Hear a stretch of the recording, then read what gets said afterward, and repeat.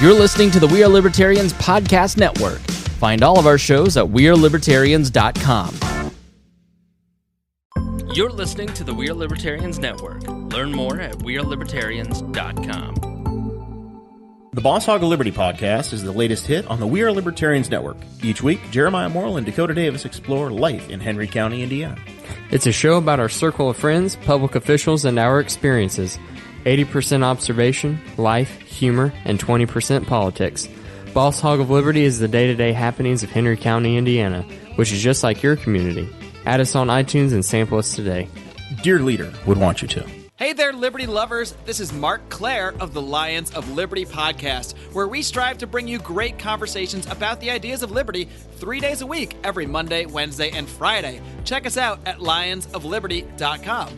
Hey guys, this is Roger Paxton, and if you're fed up with the government running every single aspect of your life, but you're not listening to the Lava Flow podcast yet, then what's wrong with you?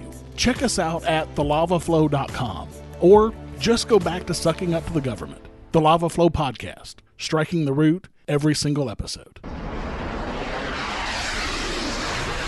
Hey, Liberty Rockers, this is Johnny Rocket from the Johnny Rocket Launchpad. Each week, I strive to bring you the best guests in talk radio. The Johnny Rocket Launchpad delivers weekly interviews of noteworthy politicians, economists, and activists. The Johnny Rocket Launchpad is bringing the party to the Libertarian Party and launching ideas in your direction. Check it out at JohnnyRocketLaunchpad.com or find us on iTunes. Each show is action-packed, explicit, and a lot of fun. So join me at JohnnyRocketLaunchpad.com every week for the newest episode. Keep liberty alive and rock and roll.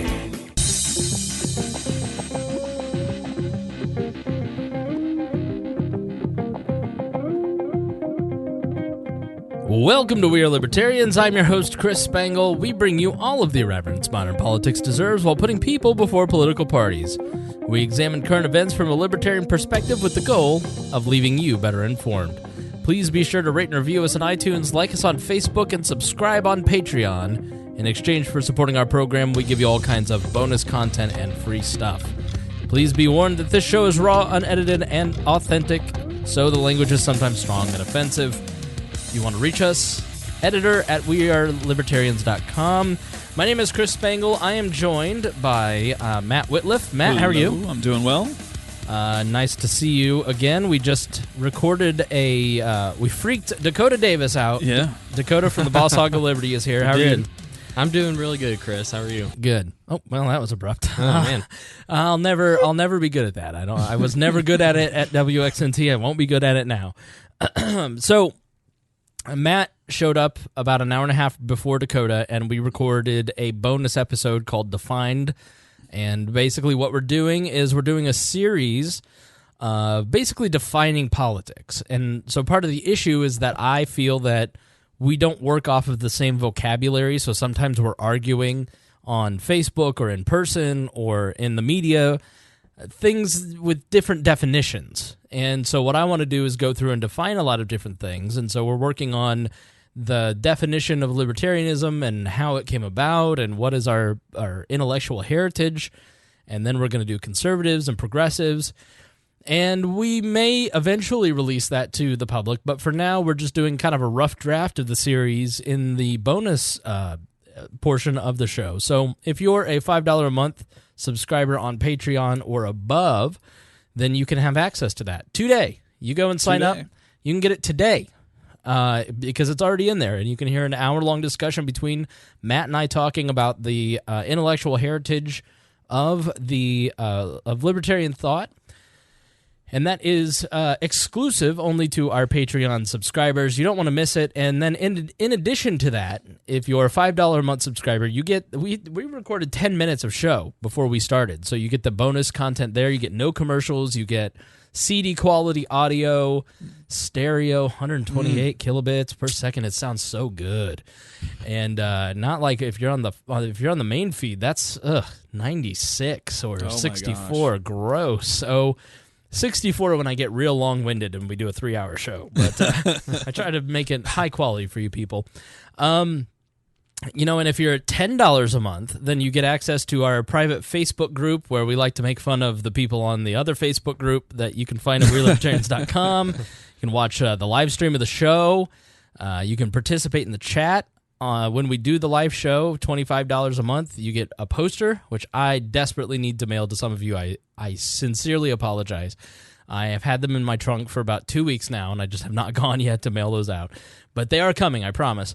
And then $100 a month, you get exclusive access to me. You get to come on the show. You get to be a part of it. And we've got 4 of those folks, Brandon Luke, Craig DaCosta, Jason Doolittle, and Christy Avery. Thank you for being. Thank you for that level of support. It's awesome, and we're going to have Jason on the show soon. So very excited to have him fly. He's flying in from Texas. Oh wow, awesome! And so he's going to spend a couple days with us. So very exciting for that. Those are the class announcements. Other than getting the show notes, if you want links, tomorrow night we're going to do an episode about the immigration stuff, and I'm going to have like 100 links, and I'll send that to your email box. If you sign up at wearelibertarians.com, you'll get those in your email box every show. Dakota, I don't know if you heard the end of the last show, but I was just praising Boss Hog of Liberty. On the last show. Your podcast. I was just telling everybody what a great podcast you have. I did listen to that. I was very pleased. Is there anything you'd like to say to me? Thank you very much. Thank you. I appreciate that. Yes. No. Please add Dear Leader at the end of that. Yes. Yeah.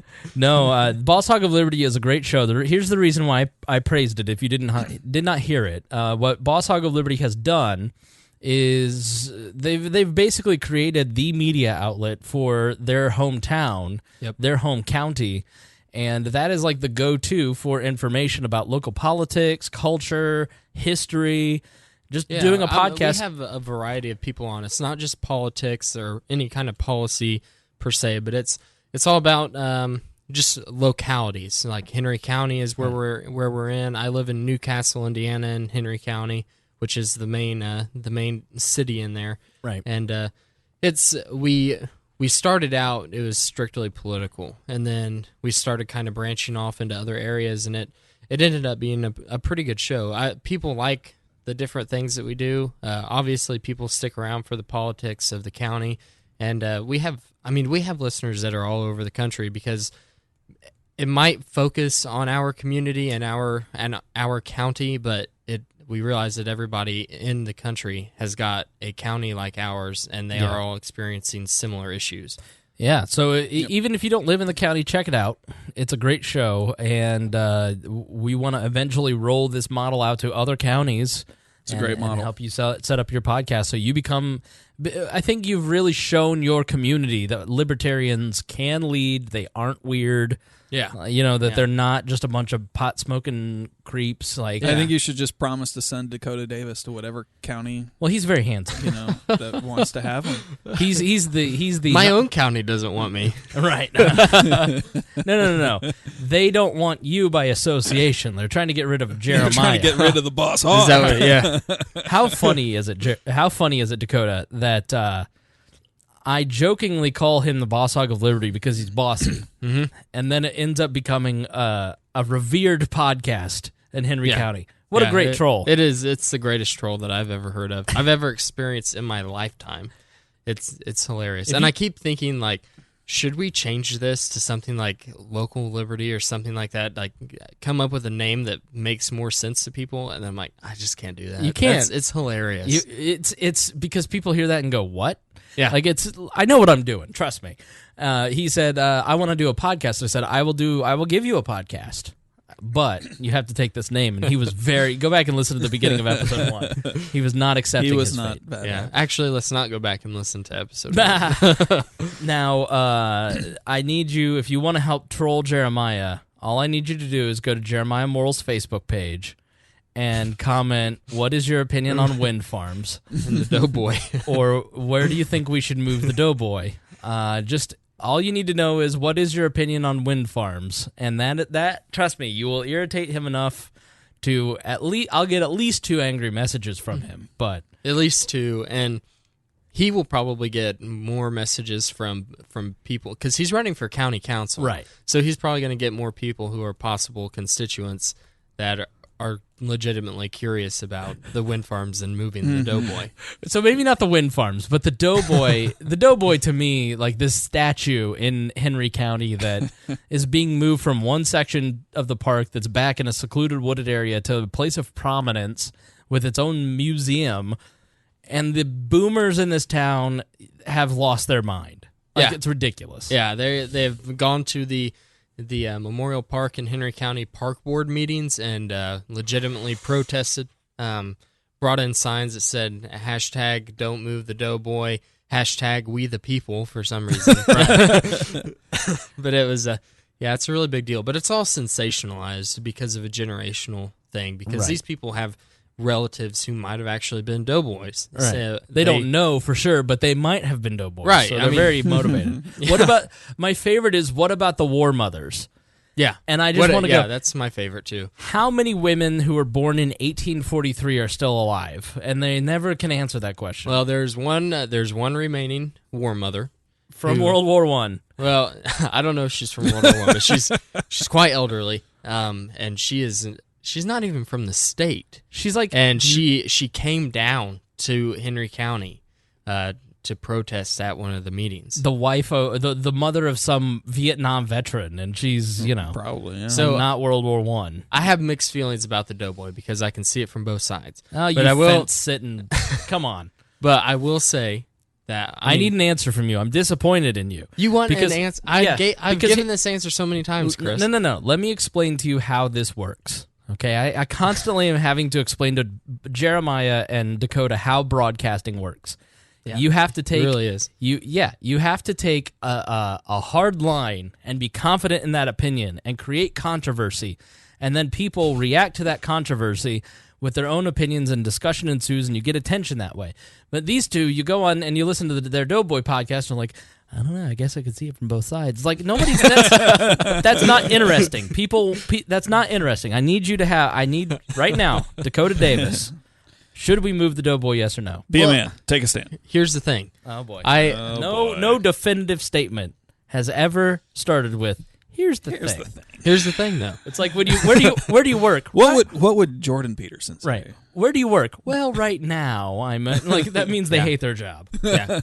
Well, in regards to the Doughboy, obviously one of the main issues surrounding the controversy, it's going to take like $30,000 to get a new statue, because the people who do not want this move are bringing proposals to the park board and saying, here, let's get a new statue and put it in front of your new museum. 2 Doughboys. Yeah, that was one of the proposals, was let's buy a separate Doughboy. $30,000. And in our county council races, it has become an issue of, would you vote on funding a new Doughboy? $30,000, which is preposterous. I mean, it's that's the dumbest idea I've ever heard. But I can see, if I'm using a logical side of me, I say It's a long way to get to a yes or no. He might be getting there. If I'm using the logical side of myself, then I say, then yes, move the Doughboy, because it could possibly attract people to the county, and it could be a very good thing. But I can understand the emotions that surround it. You going to see a Doughboy? You driving in the hour to go see the Doughboy, Matt? Not Newcastle. Right. I'm more attracted to your Buffalo Wild Wings than I am your Doughboy, to be honest. I mean, not once that brand new museum is put up. Well, after the museum, we have to have the And museum. how much are you spending on the museum? I don't know the logistics. That we do know that Jeremiah Morrill was on the park board, was the president of the park do board know whenever this came into play, and so apparently it must not have cost too much money. I imagine more than $30,000. I would think so as well. But it's all been done, like the vast majority of it has been done by private donations. A trucking company has done all of the transportation for the statue, getting it refurbished. It's all been paid for pretty much privately. yeah. No, it's just the most insane boomer bull ass I've ever heard in my life. I don't even want to talk about it anymore. I'm mad, and nobody cares anyways, because it's a World War I statue. If it were Saving Private Ryan and it was a statue of Tom Hanks, then everybody. But see, it's like flocked it's one of the only one left in the United States that's in its original. Yeah, because location. nobody wants them. Nobody, They've all been moved. nobody cares. Like, tear it down. Put a Robert E. Lee statue up instead. That's at least fun. That's what we talked about last time I was here. right. Let's not get into it again. Yeah, like, and see, that's controversy. People, how dare he say that it doesn't matter? How dare you defy our history? Yeah, you're old. Shut up. No one cares. Put up a statue of a kid that died from Newcastle in Afghanistan. That's something that's... Yeah, that's what I would like to see happen. I would like to see us create a different memorial, obviously, for something that's happened recently. We don't even have a Vietnam memorial in our park. Yeah. Well, we should spend a lot of money on that. That's a state. These statues, I swear. We have one in Plainfield where I grew up. They spent like tens of thousands of dollars on a statue devoted to the family. And in one of the parks, it's like a little Toto dog and a dad and a mom and a couple kids, and it's just clearly like white people and a boy and a girl, and they're all cute, and and it's just like, all right, that's not necessarily the makeup of the average family in Plainfield. The dad statue's way over in Swinford Park, not in Friendship Gardens, and he's hooking up with a 19-year-old hooker. That's more along the lines of the traditional family of Plainfield where I'm from. But so speaking of traditional values, that's what we're going to talk about tonight. As I said, Dakota and I went and saw Jordan Peterson on Friday, and we wanted to break that down a little bit, and then also walk you through how do you decide what you believe, because I think it's incredibly important. For instance, the immigration debate that's happening right now. It's not, to me, about whether or not you think Jeremiah is distracting me, trying to insert That's what he does. and trying to insert himself into the conversation when he was not invited in the first place. Just like Dakota, I was not invited to his to be in his wedding. Who introduced him and his future wife? Oh, you did. That's right. Was I invited to the bachelor party? Nope. I sure wasn't. Would you? You would not have gone to that. I wouldn't have had fun. He's a real friend because he looked at me and he goes, I don't know if you're actually hurt or not, but I'm going to tell you don't want to spend a weekend with drunk people. Oh, yeah, you're right. You're a great friend. Yeah, really, thank you. Go back and listen to the post-bachelor party episode of Boss Hog. Yeah, where I'm just giving... I felt bad because I was like just genuinely teasing him, but I can see how people are like, oh, what a dick. But again, controversy, people. Come on. So, you look at the immigration debate, and regardless of whether you're open borders or closed borders, do you think weaponizing childhood trauma is good or bad? That's the question on the table. And do you think that how do you view I'd human like to weigh beings? in and say I'm against that. Right. Yeah. And so I think everything breaks down to these debates breaks down into two camps. It is people who are beholden to their political party, their political ideology, some abstraction, or it is people who are putting people first. And how do you get to that place? Because I think you can look at, it's a very leftist sounding thing, like I'm putting people first, but that's... I think you could equally say you're putting your own values first. Right? That's exactly right. I think if when I look at this, I'm first informed by my value of empathy and that government should function in a way that I would want individuals to interact with each other. And so how do you break that down? How do you decide what you believe? How do you apply that to politics? And that's what we're going to talk about in the second half. But first, so Jordan Peterson came to town. He's on a book tour, and he was sold out in Atlanta. I had a friend who bought scalper tickets to Jordan Peterson, which is hilarious. That's insane. Yeah. Scalper tickets to see a man give a 75-minute lecture. He literally stood on stage. So it was at the local theater.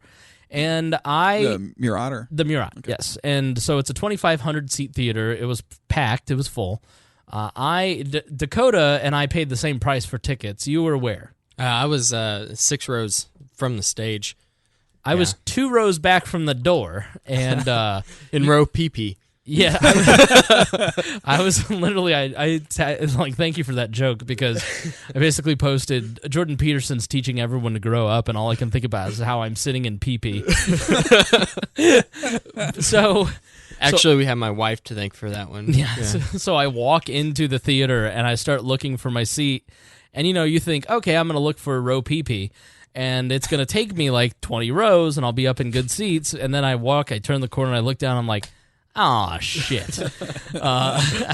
Now you claim that you had some Boss Hog connection to get those tickets. Yeah, there wasn't any Boss Hog connection. Oh, okay. It was just I happened to follow the Murat on Facebook, Right. And they were like pre-sale coming, and for Jordan Peterson, 12 Rules for Life. So I just set an alarm on my phone. I sent you the link beforehand. Oh, I put it in the group chat. I didn't have the $60 that morning, or else I would have gotten it. But so I just got it when I got paid, and then I got sat in the back. And listen, people don't know how to act in public anymore. All right, they don't. They have no concept of how to be a person in society because everybody is just dumb and selfish. Now, I'm not dumb, okay, but when you go to a performance, you are not to pee. You are not to get up and go get a drink because you're bored. I have been cursed with a comically small bladder, and I didn't get up to pee during that. Yes, I got reamed when I posted this on Facebook by some girl that I don't even know. Like, I have a condition. I'm not talking about you. Yeah, I'm talking about the jackass who halfway through when he got bored, like I got bored, well, I better go drain the old lizard and get a beer. It's not a Colts game, jackass. There's no halftime. Like, the reason the Murat Theater seats are so long is because you don't get up in the middle of a performance, even in the middle of a talk like that. There's a guy on stage who is watching commotion out in the seats, and it's thrown by that. And the 15 people you made stand up to go pee all were annoyed. Like, I have never been to. I bet 10% of that crowd got up and went to the bathroom. It was my gosh. It was constant. It didn't stop. A 200 people easy. There's not even a doubt in my mind that it was 200 people. It's an old theater, Yeah, so no, the seats I've been to the squeak. Murat. Yeah. So it was squeaking, and I'm like right by the door, and so the lights shining in. Like, I could barely concentrate. And that's the point, is when you go to a performance, a comedy performance, you don't text on your phone. You don't talk. You don't go to the bathroom.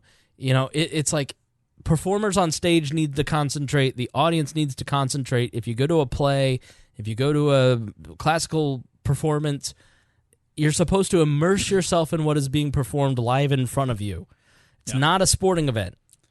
So I don't want to disrupt your flow too much, but this is one of the questions I had. Okay. So I think it's an opportune time. So what was the makeup? I was really curious, right? When you guys told me hey, we're going to talk about this. We went to the show, and I've listened to a little bit of Jordan Peterson, not a lot, right? Mm-hmm. I'm very curious to hear what the composition of the audience Well, was. speaking of Colts games, no, I mean, what was it up in your hoity-toity seats? What was I it like? had so right behind me were two young teenagers who were probably 16 and 17. Like, this was like, for some reason their parents let them get out of the house and go to Jordan Peterson. Their parents probably bought them the tickets, and during the entire beginning they just kept talking. They were really nerdy, and I was just getting very annoyed by them. No social norms whatsoever. Yeah, it was, At one point, one of the kids goes, everybody asks, what's the meaning of life? But nobody ever asks, how is the meaning of life? What? And I said, that doesn't even make sense. Like, Did you just like look over at your wife and start laughing? yeah, we did. Yeah. And the dude beside him, his friend, is like, yeah, man. Right. You remember being 15. Bill and Ted. Yeah. Right. So that was hilarious. But surprisingly, there were quite a bit more women there than what I expected. Okay. Which I don't know why that was surprising, because I know a lot of women who are fans of Jordan, including my wife, and it was. Jeremiah was like, this is like fish in a barrel. You're going to get 5 co-hosts and a date for every night of the week. I'm like, every girl here is with a guy. Every female there was there because her husband got tickets, or like there weren't a lot of single females there. Trust me, I was all the single ladies. I were was there. looking. I was like, if you're at a Jordan, on the prowl. if you're at the Jordan Peterson by yourself, young lady, we're gonna go out. But me and about 1,000 other guys had probably the same thought. That thought, yeah. It looked a lot like it looked like a libertarian convention meets a Trump rally. So when we went to the Trump rally at the state fair, I was amazed at how many, like you're a Gen X, you know, I am Gen X. Gen X, you live on the north side of town, you have a nice house, you're not the type of guy that I would think would go to a Trump rally. You have all your teeth, you know, no mullet, and No hair. it was a lot of upper middle class guys at the Trump rally, and that was the same. There were a lot of guys there who, you know, were middle. It was almost all young guys. It was almost all guys under 35. I saw a lot of father-son duos Yeah. in my area. Interesting. Yeah. So, and it was guys dressed nicely. But I also saw a lot of guys like who looked like James Weeks and had like crazy bushy hair and like hadn't showered. It was a very smelly crowd. If they didn't have BO, then they had on too much cologne. So There were no smells in the front row. dude, it was brutal in the back. It was bad. It was bad in pee-pee. It was bad. It was bad in the pee-pee seats. I smelled. The girl next to me, she was married to a guy. She had her purse on her lap the whole time, didn't make a noise. She just sat there like a prisoner. She clearly, and this poor guy, I remember being married, and you know what this is like, both of you being married. He's like the whole time kind of leaning over, trying to get her into it. Like trying to give her a little context or like, isn't that funny? Or like, because she's clearly not having a good time and he's like bummed that she's not having a good time. So like she can't help but like do something nice for her man because it's all about her. And so he's trying to reassure her the whole time. And I just was like, I just wanted to look at her and go, you're the type of lobster I want to send to Red Lobster. I had a couple bros in front of me who, you know, cargo shorts, clearly go to the gym a lot. You know, like in the back, there were a lot of people yelling, "Woo!" You know, making it about them. Yeah, like the shouting things because you know, and when he'd mention something, they'd all start clapping. Here's a lot of suspenders. We were clapping. Audrey and I were clapping. Right, a lot of suspenders too. Suspenders and bow ties. I did see a lot of bow ties. A lot of Jeffrey Tuckers there. Mm-hmm. So here's the thing. I love Jordan Peterson, but I kind of got a lot of the articles based on the crowd, and I don't know if you feel this way, but no, I totally get it. Like, I left there with a whole new perspective. Yes, like I got the impression from the crowd that if Jordan Peterson told these guys to do something, they would do it. Yeah. Yep. It's a very cult-like atmosphere. So, and that's kind of something that I thought about beforehand because of all the hit pieces that have come out on Peterson. Is I'm not sure who is worse, the people who are putting out the hit pieces that are making baseless claims or taking his words out of context, or the diehard fans that obviously have no idea what his words actually mean and are commenting in the comments section. I had one, and I think he was kidding, and I called him on it because you can't say stuff. Grant Henley in the group chat says, "Leave mullets alone. I've been growing mine for 4 months, and I'm getting married with a majestic mullet next year." Nice, good for you, Grant. What are you doing? We'll get to you later, but that's funny. Send pics of your sweet mullet. Post them in the Facebook group. So I did. I'm just like you. I kind of went, this is a little creepy. It reminded me of the Ron Paul crowd where if you said anything, like I had one friend who posted on Facebook that he was at the event and he wrote, "Long live the patriarchy." And I replied back to it because if you say that kind of stuff, what you're doing is just feeding into, I get the shit posting aspect of that, but like the normies out there kind of just buy into whatever the press is. Like you need to fight the narrative around this because what Peterson is actually talking about is self-help. Yeah. I mean, you know, he's talking about values. He first. says it constantly, Right. that his message is not geared towards men, it's geared towards people. And it just so happens that men resonate, like it resonates with men more often than it does with women. And I find that stuff really unhelpful, and I felt there were a lot of guys there who have that Trumpian attitude of, I'm going, you know, it's that false alpha male, like, here's, and maybe this is where we can start because it dovetails into that.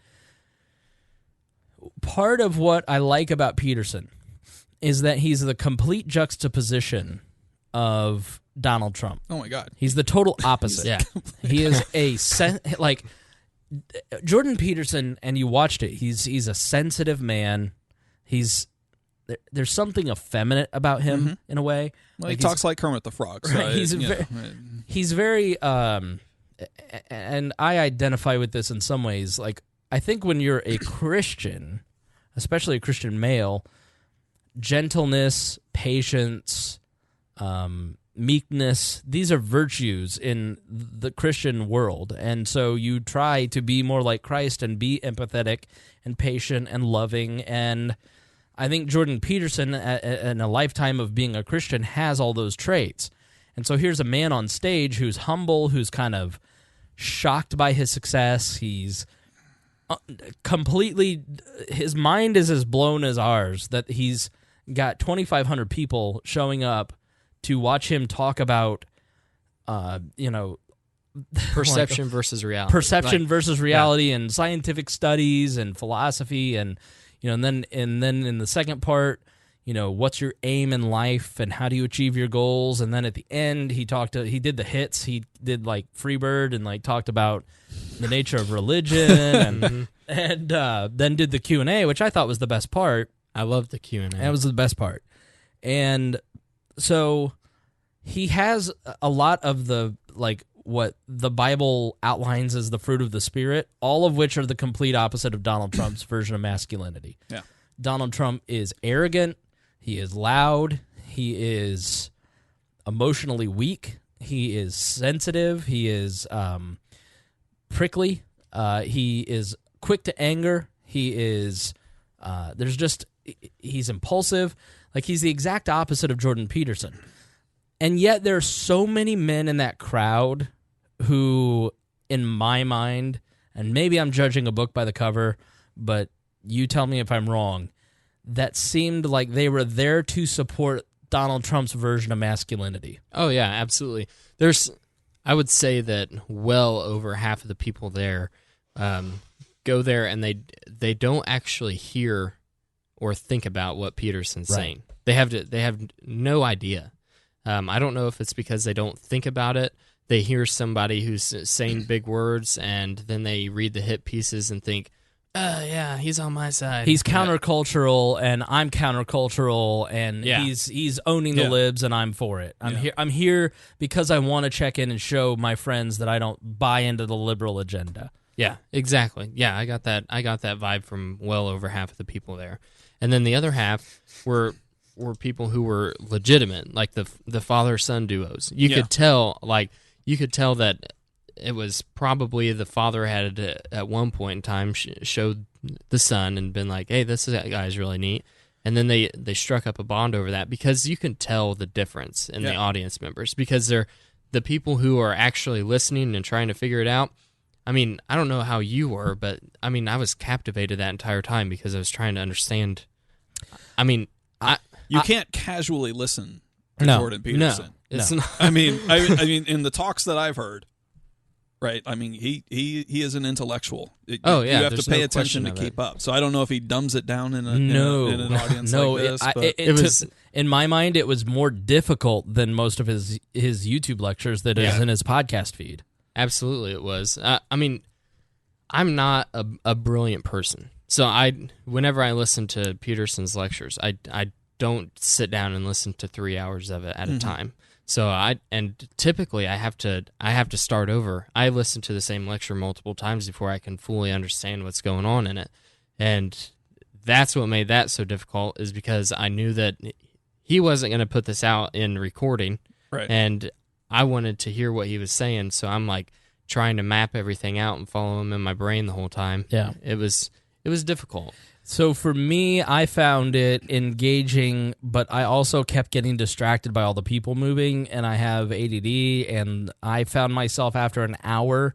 So that first part about the perception I found really interesting, and then the second part I got kind of lost in my own mind. I was just like a little distracted by it, but what he talked about is this video, this study, where you are told to count the basketballs amongst this team, and in the middle of it, this guy in a gorilla suit walks by, and then nobody noticed it. Like 75% of the people didn't even see it. Mm-hmm.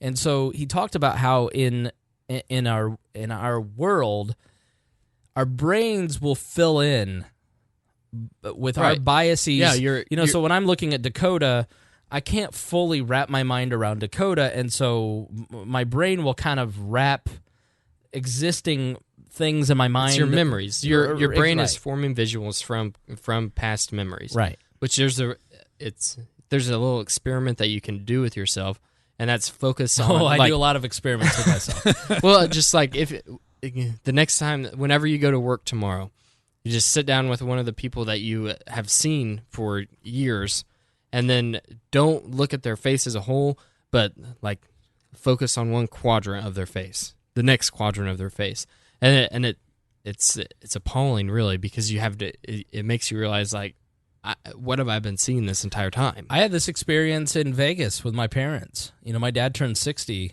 My mom turns, I think, 58 next month. And when we were in Vegas, it was the first time I'd really looked at my parents in a long time, and I saw age. And they don't look bad, but I saw age. I saw them differently than the way that my brain has perceived them for 34 years. Yeah. And then there was a little mini crisis around that because they're getting old, so am I. Oh my God, I'm 6 years from 40. I'm dying too. They're going to die, and we're all going to die. And then I went and gambled and drank myself to death. But that's not true. I did neither of those. But no, it was that moment of, wow, why have I not looked at their faces? Yeah, it's a really weird feeling. Yeah. Yeah. And I mean, have you ever seen the show Brain Games? Yes. Yeah. Love that. Yeah, explain it. Okay, so Brain Games, basically, each episode is a different type of, I guess you could call it either auditory or visual illusions that they kind of do to trick your brain, and they tell you to focus on one thing, but basically just like the video. So you're told to count the balls that the basketball players are throwing back and forth.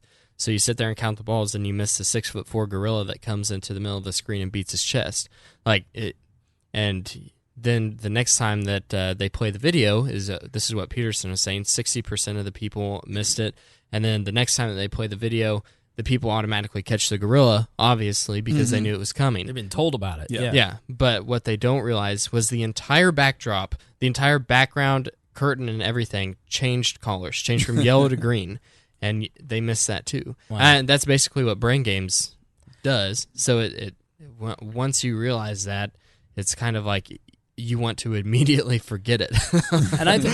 And so this has been an important part and a value that has really become important to me over the last few years is the power of noticing and being present in your daily life. I think part of what I notice about myself and the way that I talk about things is different than the way that people on Facebook talk about things, because I really intentionally try to pay attention to every aspect of something. And so I think something like the immigration stuff, they just go with whatever the right says or whatever the left says. My tribe said this. And so there's not like that effort, the energy that it takes to like really constantly be noticing things wears you out. And I think that if you really pay attention to your surroundings, you start to pick up things that you start to notice things that other people don't. Yeah, absolutely. Well, and this is the phone. My God, I mean, I know I've become much, much worse. I've cursed you many times because in 2010 you were like, you really need a smartphone. and so at the LPIN you helped me get an iPhone 3G, and it's ruined my life. I'm like barely able to. I'm not sure if I had one at that. time. It is amazing though. I don't think that humans can, like you were just talking about, paying attention to things and really having to notice every little detail about it. I don't think that we can actually adequately do that. Because if we did try to do that, like on a realistic level with everything that pops across our news feed or your Twitter feed, you'd go insane. It's exhausting. Yeah. It would be impossible. The effort that will go in tomorrow. I will spend 3 hours of reading articles before tomorrow's show. I've already got all the articles picked out. It took me an hour to kind of go through and pick out what I want to read about this particular subject. and it will take another 2-3 hours just to read through everything that I think I need to know to really present to the audience. Like, people don't have that kind of time. No. And that's just one issue. That's a major investment. It's one issue. I mean, it's really difficult in this day and age to keep track of everything, and that's the beauty of capitalism, is that if somebody's passion is growing up and growing asparagus. Like, I don't know anything about asparagus. I don't care. It's like the iPencil, where you've got the rubber from Indonesia and the zinc from Kazakhstan and the wood from Brazil, and then it's all manufactured and put together. Like, not one person had to go around the world and collect these different pieces. Not one person invented, quote unquote, the materials to make the pencil. It spontaneously arose out of cooperation between human beings. And so why capitalism is brilliant is that it offsets so many functions in our daily life to the group. And so you have something like I know what to do with a microphone, but I don't need to spend my day building a microphone. I can just buy a microphone. And there's 100 different processes in the process and multiple people who are building the one piece of equipment that it takes to do the show. And 500 years ago, you didn't have that. You had to do everything on your own. Right. Chris You Spangle, were farming. You were being a Subsistence. blacksmith, Right. and you were shoeing your horses so that you could hook up to the carriage that you made, right? and take your family into the town with the clothes on their backs Right. that your wife made. It's totally different. It's At chrisspangle.com, I posted a video called iToaster, where this guy builds his own toaster, and it takes years, and he's mining copper and building plastic, and it looks like it's a mess. You should see it. It's a TED Talk. And so our brains work in very much the same way as that capitalistic theory. Like, our brains offload, like, I don't need to worry about this function. And I think part of what's happening in the digital age is that our brains are trying to, the chaos, the perceived chaos. I don't think anything's chaotic. I think we perceive that everything's chaotic, and, oh gosh, I better start taking care of way more than I need to. we've always perceived everything as chaos. There's not. I mean, look at ancient Greek Socratic writings. I mean, everything has always been chaos to the human mind. It's because the way that we view the world is, how can I best survive? Right. And so it's your chaos. Seeing things as chaos is a survival instinct that we have, and we don't have to fight to survive anymore. Yeah, well, it's bringing order to chaos, right? Yeah. Right. And I think that's actually even one of Peterson's things that Yeah. I Yes. listened to today, right? So the natural state of it is chaos, but what gives us as humans higher order, intellectual abilities and or how that comes to fruition is by being able to bring order to the chaos. Yeah. Or one way. No, that's totally right. Yeah. Yeah, and the thing about Peterson is, to kind of go back to him before we kind of spin off into the next subject, I find nothing about him to be threatening. And so while I do believe in that crowd, there are a large group of, there's a percentage of that crowd that will do whatever he wants them to do, like any cult of personality. I'm okay with Jordan Peterson having that power. So do we know where that comes from with him? Like, what was the tipping point? Like, where did this start with him? Because he's not. It's Joe Rogan. okay. So was it Joe Rogan? yeah. So Okay. Peterson has been known in Canada and on TVO, and he's been a professor forever and a clinical psychologist, and probably should have introduced who Jordan Peterson was for those of you who don't know. But I just imagine most people in this audience kind of know. But Everybody knows Jordan Peterson. Right. So Peterson, but it's funny when you talk to libertarians, they're like, I don't know who that is. I have no idea. So Peterson is a clinical psychologist. He sees patients. He's a writer and researcher. He's a professor, and a lot of what he talks about is Jungian theory and dreams, and he talks a lot about archetypes and Talks a lot about mythology. If you've ever watched The Power of Myth with Joseph Campbell and Bill Moyers, which I highly recommend, a lot of that is Jordan Peterson. He has a podcast series where he breaks down the Bible, and what Peterson does is he intertwines religion and history and anthropological studies and evolutionary psychology and clinical psychology and right-leaning politics, but he's very non-political to me. Like, he just doesn't seem like a political person. Like, he'd probably vote conservative or libertarian, but he's not motivated by politics. In an interview, he was. They asked him if he had any political aspirations in Canada, and he said that he does not currently, but if he ran for office, it would probably be with the Liberal Party. Okay. So, Yeah. All right. I mean, So he just doesn't seem to me like, to me. You were projecting. I was. I mean, well, I guess I'm projecting based on the people that like him. Yeah, but I don't think that's him at all, right? He doesn't seem like a progressive liberal to me. I think he's He does a to bit you? of a classic liberal, right? Yeah. In Totally. most ways, right? So not to. So he melds all of these things into a framework, and through, like when he breaks down the Bible, he talks about biblical archetypes and what are the echoes in other mythology and history that inform the story of Moses, for instance, and the Exodus, and why does this happen, and how does that apply to the psychology of human beings and how we interact with each other? yeah, So it's all. What very is heady this stuff. telling us? Right. Like What but in the world is going on? I mean, I just don't understand. the Bible lectures. Whenever he goes through the biblical stories, is probably my favorite lecture series that he has. I mean, it's very, very good, very well thought out.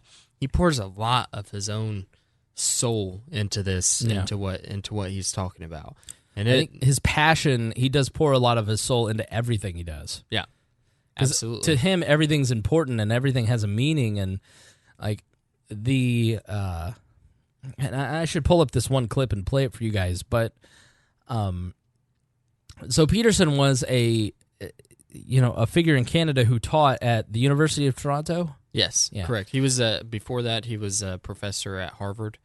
Okay, and so Taught psychology. And so Canada passed this law basically saying that you must legally use the pronouns of whatever, or else you face penalties. And he says, this is the road to tyranny. I'm not going it's not that I'm not going to do that. I will use the pronouns of anyone, but to punish them by law, to put them in a jail cell is wrong. Like, was that the event that was the catalyst that launched him into? Canada was trying to pass it. Yeah, Bill I'm aware. C-16. I remember when this happened. Yeah, And he basically went on record whenever he was at the University of Toronto and said, no, you cannot force social change. Society has to evolve and change itself, because he's like, it doesn't have a good look in history. Yeah. There's never been a good time in history where you have forced a societal change and it turned out well. where you've given up the right to free speech and the right to be offensive. Like, to converse, you have to be offensive. There has to be social friction if you're having conversations about big ideas that matter. Right. And so he just basically says, like, you don't know what you're doing. And it blew up the University of Toronto. So students started protesting him, of course, and he was being spat on, flogged in the streets pretty much, and it basically rocketed him forward, and then people started realizing that he had all these lectures on YouTube, and he had the self-authoring program online, and then they were like, oh, he also has a book coming out, and it was like, and then all of a sudden, media started kind of twisting him into this alt-right type of figure. This liberal man is now an alt-right figure in the eyes of the media. So it became a really interesting dynamic to see how you can make those leaps. I mean, I still don't really understand it. When you reject the attempt at forced PC, I mean, that's political correctness. Right. That's it. That's it's as simple as that, I think, Dakota, right? Yeah. Like, I mean, you're forcing progress, which is not progress. Him standing to that, though, is an immediate cue to a significant chunk of the Trump base, right? I think this is a piece that you know, the media writ large, right, misses completely about why Trump is Trump, right? Where his support comes from, right? Right. Is the anti-political correctness side that he has embraced and turned into part of his whole thing. Right. Right? That's the number one factor. After political party identity, yeah. After party identity, the number one reason that people support Donald Trump is anti-PC culture. Yeah. We talked a lot about that in the last episode or two. I mean, where the left doesn't realize that they're creating more Donald Trump supporters by trying to be more PC. Absolutely. Yeah. You look at something, and the boy who cried wolf, and he's Hitler, and blah blah blah.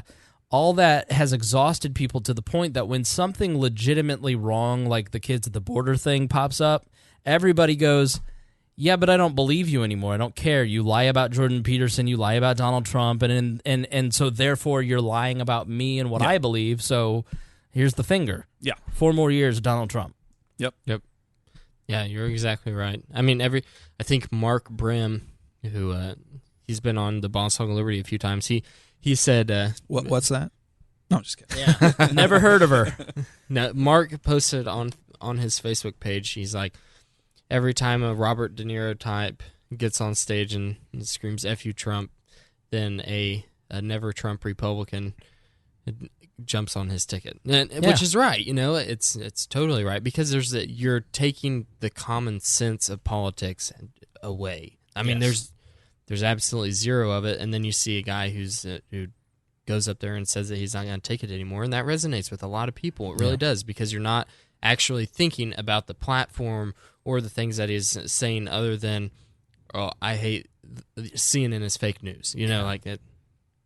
I mean, I know you've talked about that a lot, but yeah. So Peterson goes on Joe Rogan's podcast, and then people start downloading his lectures, and it's just an example of somebody who has been working hard in the dark for a long time, and then gets some exposure, and then all of a sudden everybody's like, "This guy's awesome." You know, he really. I mean, the first time he was on Joe Rogan, it was so mind bending. Like, it was just like, who is this guy? He this is all the stuff I believe, but he's put it in a framework, and where did that come from? And then, you know, he came on a few more times, and then he, you know, started doing interviews about the book that he wrote, which was an opportunity carved out by going on Rogan, frankly. Yep. And then he just, like, his YouTube and his Patreon and everything shot up, and I can't imagine how much money this guy's making. Like, it's crazy. So at one point, I think I saw his Patreon was like over $350,000 a month. Jeez. Wow. Yeah. And then the taxes. Can you imagine? No. Especially in Canada. Oh.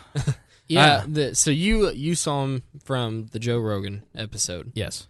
I saw him from the Kathy Newman interview. That was the first time. Oh, I really? ever Just heard him. then too. Okay. I think that was really the moment when he went from kind of like that like, everybody in our world kind of knows Tom Woods and kind of knows, you know, Dave Smith and kind of knows Chris Spangle, and kind of knows Dave Rubin. Never mind. But then, like, that Kathy Newman thing, that was the moment that everybody went, "What is this?" Yeah. Yep. So No, that was huge. Yeah. That was a big. I saw that somebody shared the interview in one of the Facebook groups that I'm in, and I was like, "This guy is awesome! Like, he is really." What stuck amazing. out about that to you? It was just it was the most apparent example of construing a person's words. So taking their words completely out of context, and what he's saying makes total sense. It's been common sense for the past, millennia. And then this guy starts talking about it, and all of a sudden, because he says that there is a natural hierarchy in our brains that runs off of serotonin, and he doesn't say, Well, that is for sure. He says there's some evidence because of other biological creatures. And she says, so what you're saying is that, women like to be oppressed. And he's, Right. that blew my mind, and it just really resonated with me. So I just started looking him up more. Yeah, I mean, for me, his ability to remain calm and measured and respond without devolving into what we typically see, that to me is what I mean, because somebody trying to take an interview and construe and project and try to own the narrative, that's nothing new. Right. Like what Kathy Newman did, you can go on Fox News or MSNBC and see that anytime you want, but his ability to kind of stick with it and be calm and not shut down, right? I think that's what I found to be fascinating. Attractive. He's attractive because he's the anti-Trump. And everybody is so everybody's so wacky and over the top. And that's always been my biggest contention about Donald Trump, is that it's just like the book about Rome, Storm Before the Storm. The breakdown of Mos Maiorum and the norms that keep the Republican place that the Gracchi brothers destroyed leads you to dangerous places because other people start to imitate. It's like the first guy who climbs Mount Everest, everybody goes, I should climb Everest. Right. And so Donald Trump has always been a dangerous figure to me because if he existed in a vacuum and he were gone in 3 to 7 years or whatever, and we never had his style of politics ever again, and the populism faded instantly, then so what? But it's going to continue. Yeah. And this boneheaded nonsense, I'm just dealing with idiots every day. Everybody's tired of dealing with idiots. Yeah, I doubt we're going to see a quick return to intellectualism. No, and not that. And I think they're in that bonus episode that you and I recorded. We're talking about the cream of the crop, the people whose names have withstood history, but we're ignoring the billions of people that existed on the planet during those time periods that were boneheads. And there's far less boneheads now, and a far higher percentage of intellectual smart people. I think one person said to me, they said, I know a lot of smart, intelligent people. I don't know a lot of deep people. And I thought that was interesting. I think that's part of what the appeal of Jordan Peterson is that he's deep. He's trying. He's trying to understand the world around him, trying to get it to make sense, trying to prevent the kind of world that Trump has created. Yeah. And you can support Trump and his policies. That's fine. That's fine with me. But, and there's things that he does that I like, so I'm not throwing the baby out with the bathwater. I'm not a never Trumper. I'm almost don't agree with Donald Trump on most stuff. Yeah. Trumper. But as far as being a human being, there's many different ways to judge an individual. Especially a politician. There's their policies that they actually enact. There's the tactics that they use. There's their personal character. There's all these different ways that you evaluate somebody. And Donald Trump, in terms of his personal character, is just a grotesque person. And you look at somebody who is intentionally using separations at the border, traumatizing children and families. Little children are changing diapers because guards aren't allowed to touch the kids for legal reasons, and their parents are in a holding cell. And then Donald Trump's like, well, that's their problem. Too bad. Those are human beings. Those are people. Yeah. That's a person. Whereas Jordan Peterson looks at it and goes, yeah, there's the law, but there's also, I don't know. He just is, to me, a cool drink of empathetic water in a society that has just lost its way in terms of values and morals and principles. And is he a redo of a lot of ideas? Yeah. But that's the point of this, is that as we talk with each other, you're hearing us have a conversation as we figure stuff out. You listen to the course of this podcast. Term limits, for me, is something where if you listen to the beginning of the podcast, I'm against term limits. I'm now more for term limits than I am against them, because the conversation of this podcast over the course of many years has changed my mind on things. I don't have to be so inflexible and so hardcore and like Flip-flopper. right, exactly. Like for that cheap political win. And I think that's why people have responded to this show so well, is that I invite people like you two on who are not looking to be inflexible and partisan and own the libs or cons. Like, you're just trying to figure stuff out and like talk about your world and go, okay, how does this make sense and all that. So, before we kind of transition, this is a little bit of a long clip. It's about 6 minutes long, but I think, as we transition into the other thing, this is the best thing I've ever heard Jordan Peterson say. Like, it completely changed. I spent all of 2016 thinking about the question, how does a society like Germany devolve into Nazi Germany and exterminating 20 million people? How does that happen? Mm-hmm. How do they let that happen? And he kind of talks about that, and he kind of talked about it in the show that we went to as well. Yeah, I think you might have missed it while you were stuck in pee-pee. I was stuck in pee-pee. I was dealing with the reality of sitting in pee-pee. Did you miss that part when you talked about Auschwitz? Kind of, yeah. Yeah, I could tell on his face that he's like, no memory whatsoever. No memory whatsoever. It was during the Q&A. What did he say? It was about how he stays humble. Yes. About how basically he's like, I could be that person. Yeah, and it's terrifying. Talk about his answer for the people. So not only just you and I have the benefit. Do you remember really kind of what he said? Does your clip cover it? What? Does your clip cover it?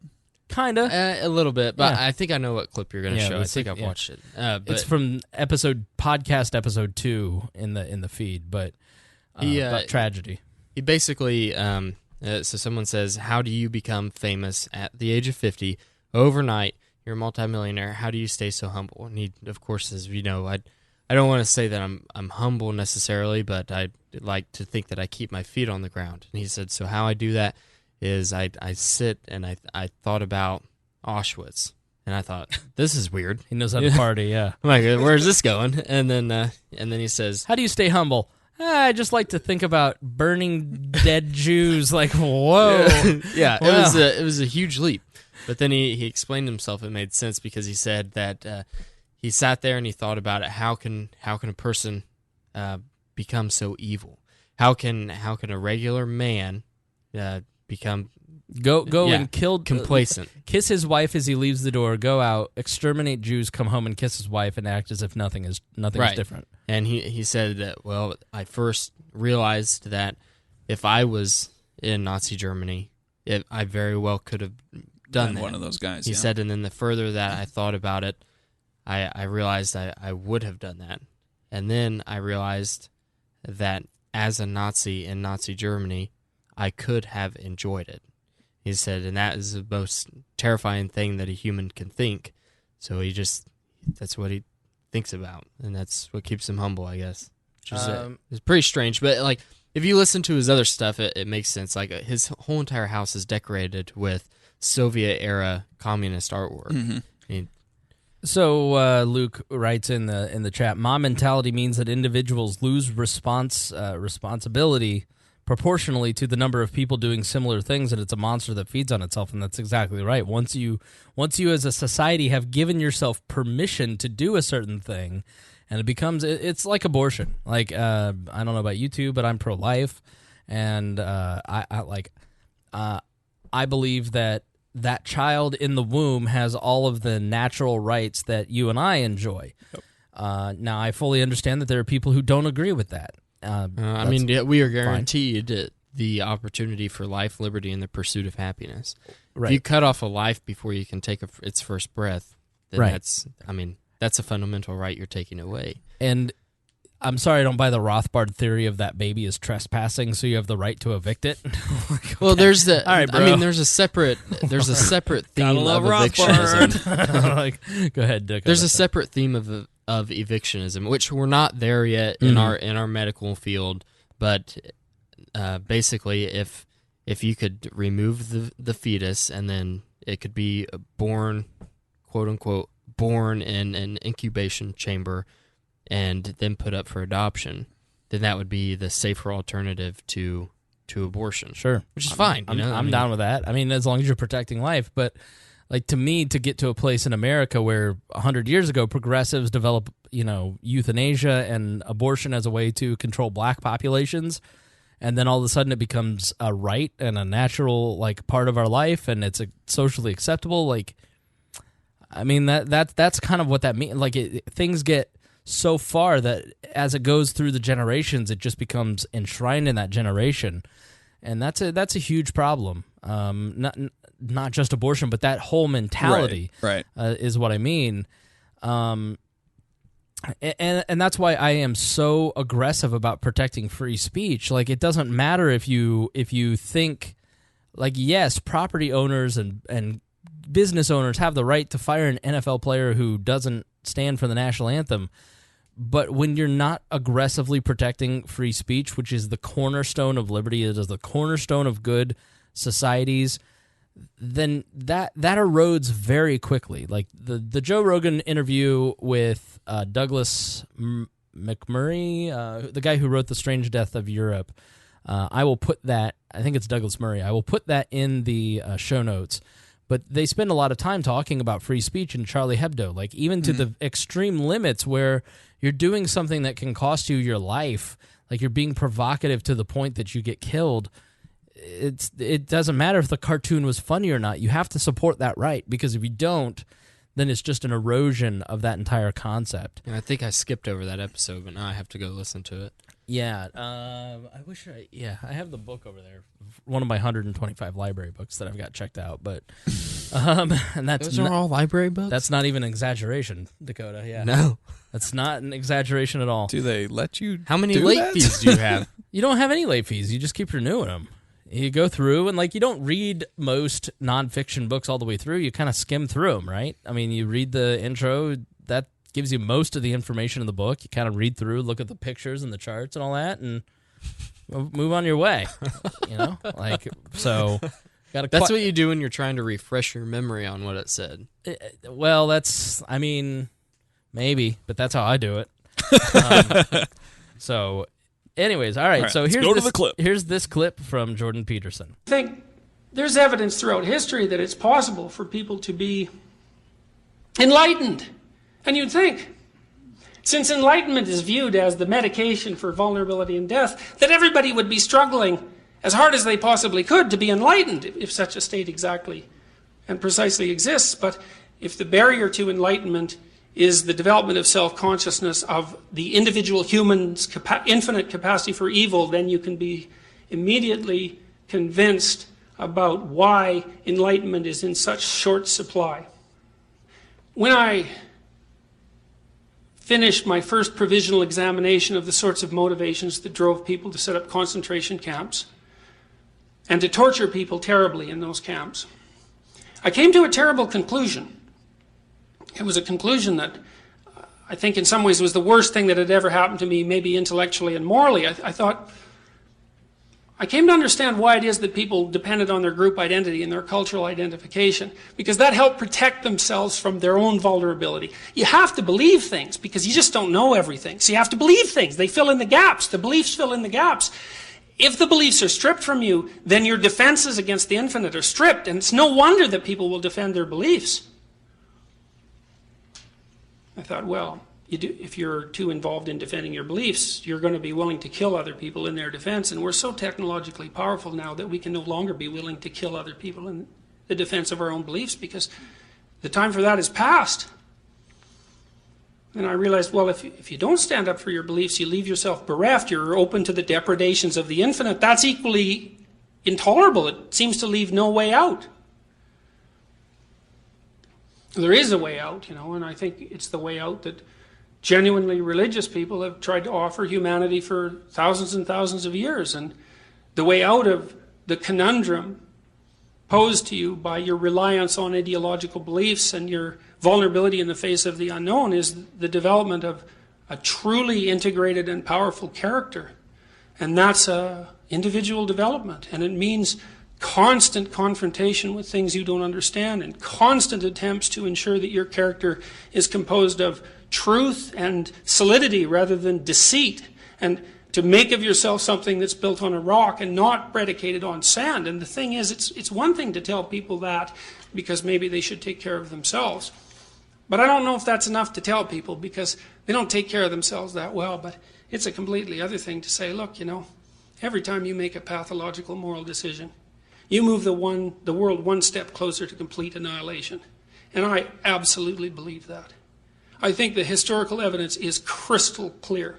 And I also think that every time you make an appropriate moral decision and you manifest moral courage in the face of your own vulnerability, then you move the world one step farther from the brink. And that's the case for every single person. Solzhenitsyn said, drawing on his Eastern Orthodox Christian background, every single person is the center of the world, a center of the world, not the center of the world. The world's a complicated place. It can have all sorts of centers. It's hard to believe that you might be one of them, but everything about human existence is hard to believe. The fact that it's here at all is hard to believe. The nature of it's hard to believe.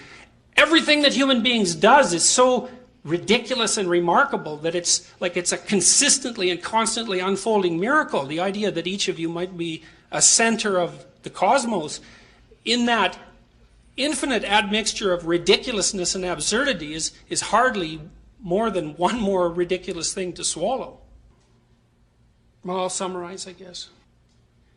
I said that tragedy is a precondition for being.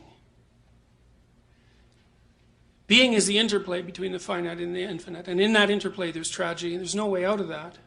Evil's something different. Evil's the conscious attempt to make the conditions of existence more pathological than they have to be. And it's motivated by conscious intent. The motivations arise because people pay a terrible price for their self-conscious awareness, and that awareness is their awareness of their vulnerability. And that is a terrible thing to be aware of. That vulnerability can be confronted forthrightly, accepted, and the appropriate decisions made. Alternatively, people can retreat into their own rationalistic arrogance and attempt to deceive themselves and everyone else about the nature of their own existence and about the nature of reality. That pathway leads to nothing but destruction. I think that there's good reason to assume that it's too late in our developmental course as a species for that path to be acceptable anymore, because we're too powerful. And if too many people stay on that path, we're going to do ourselves in. And so I would say, as we've become more technologically powerful, an increasing moral burden is being placed on each of us. It matters to the destiny of the cosmos whether or not you get your moral act straight. And I don't mean that in a trivial way. I believe that that's as close to an empirical fact as anything that can be demonstrated. And I also believe that's as terrifying a thing to consider as anything you could possibly imagine. And maybe it's too much to ask of people. But our great religious traditions do continually remind us that inside every human being there's a spark of divinity. And that idea is a precondition for our entire system of law. There's always the possibility that it's true. And if it's true, it means that there's an infinite avenue of potential that lays open to every single person, and that the ability to transform the terrible conditions of reality into something not only acceptable but worthy of celebration actually lies within our grasp. And the alternative to that is the continual generation of a kind of hell that's so incomprehensibly awful that by any reasonable person's standards, it has to be regarded as something to avoid.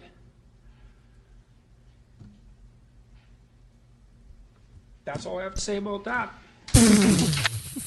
That's all I got to say about that. Well, I have received a text message that is so infinitely mind-bendingly awful that it has thrown my cosmos into inordinate chaos. I forgot about this. Can we bring some order to Chris? This is the worst text message you can possibly receive. It's from my mother. Oh no. Need tech, my son. My Viera stopped working. Panasonic TV. Google. Didn't help. I have sound. Can't mute. Home theater's working. Shrug emoji. Can you help? Period. I love that. This explains my childhood. It's a control issue. Shocked emoji. 1966. Period. I have to actually get up and turn it up or down. Period. White person problem. So lame. White person problem. It's funny. That's cute. That's cute. Your mother's racist, I think. No, I don't know. No, she's not. Trust me, she's very not racist. Let's not talk about my dad. I think you hear someone in that conversation talking about how they work out what they believe and how they approach the world. And I think for me, I'm constantly thinking about and evaluating my interaction with other people, with the world, with myself. How do things apply to my belief system? I'm constantly trying to think those things out. And I think one thing that a lot of people haven't done in this day and age is they don't sit down and think about their personal values. They just sort of exist. They go to work, they wake up, they go to McDonald's, they get a coffee and a McMuffin, and then they go to work and they chat about fantasy football and they pretend to work and look at memes, and then they go home, and then, maybe they get Chick-fil-A on the way home, and then they come and play Fortnite, then they fall asleep after they've, beat off or whatever. And that's just sort of their existence. Maybe they have kids and they find some level of meaning in kids, and, then their kids grow up and become awful, horrible 13-year-olds. Yep. How's things going for you? Everything good? Not quite 13 yet. All right, good. So you still got time. I always say, I may move to a different state, something with more sunshine, when my nieces stop being cute. Mm-hmm. So I've got 10 years when they're adorable, and then I just don't want to talk to them. Just be away. Yeah. Goodbye. How old are they? They're 2 and 4. So so you got about 10 years. They're perfect. Yeah. They're great. 14-year-old, I don't want to deal with those. I saw their mom. Okay, I lived with their mother with those emotions, and the older one has all the. It's funny. I prayed for my sister to have girls, and she got 2 just like her. It's hilarious. So I think people just kind of don't sit there and do the work of thinking about what they believe. And so the first question in that is, what makes up a value system? What are the essential pieces of a value system that you need to figure out what you believe?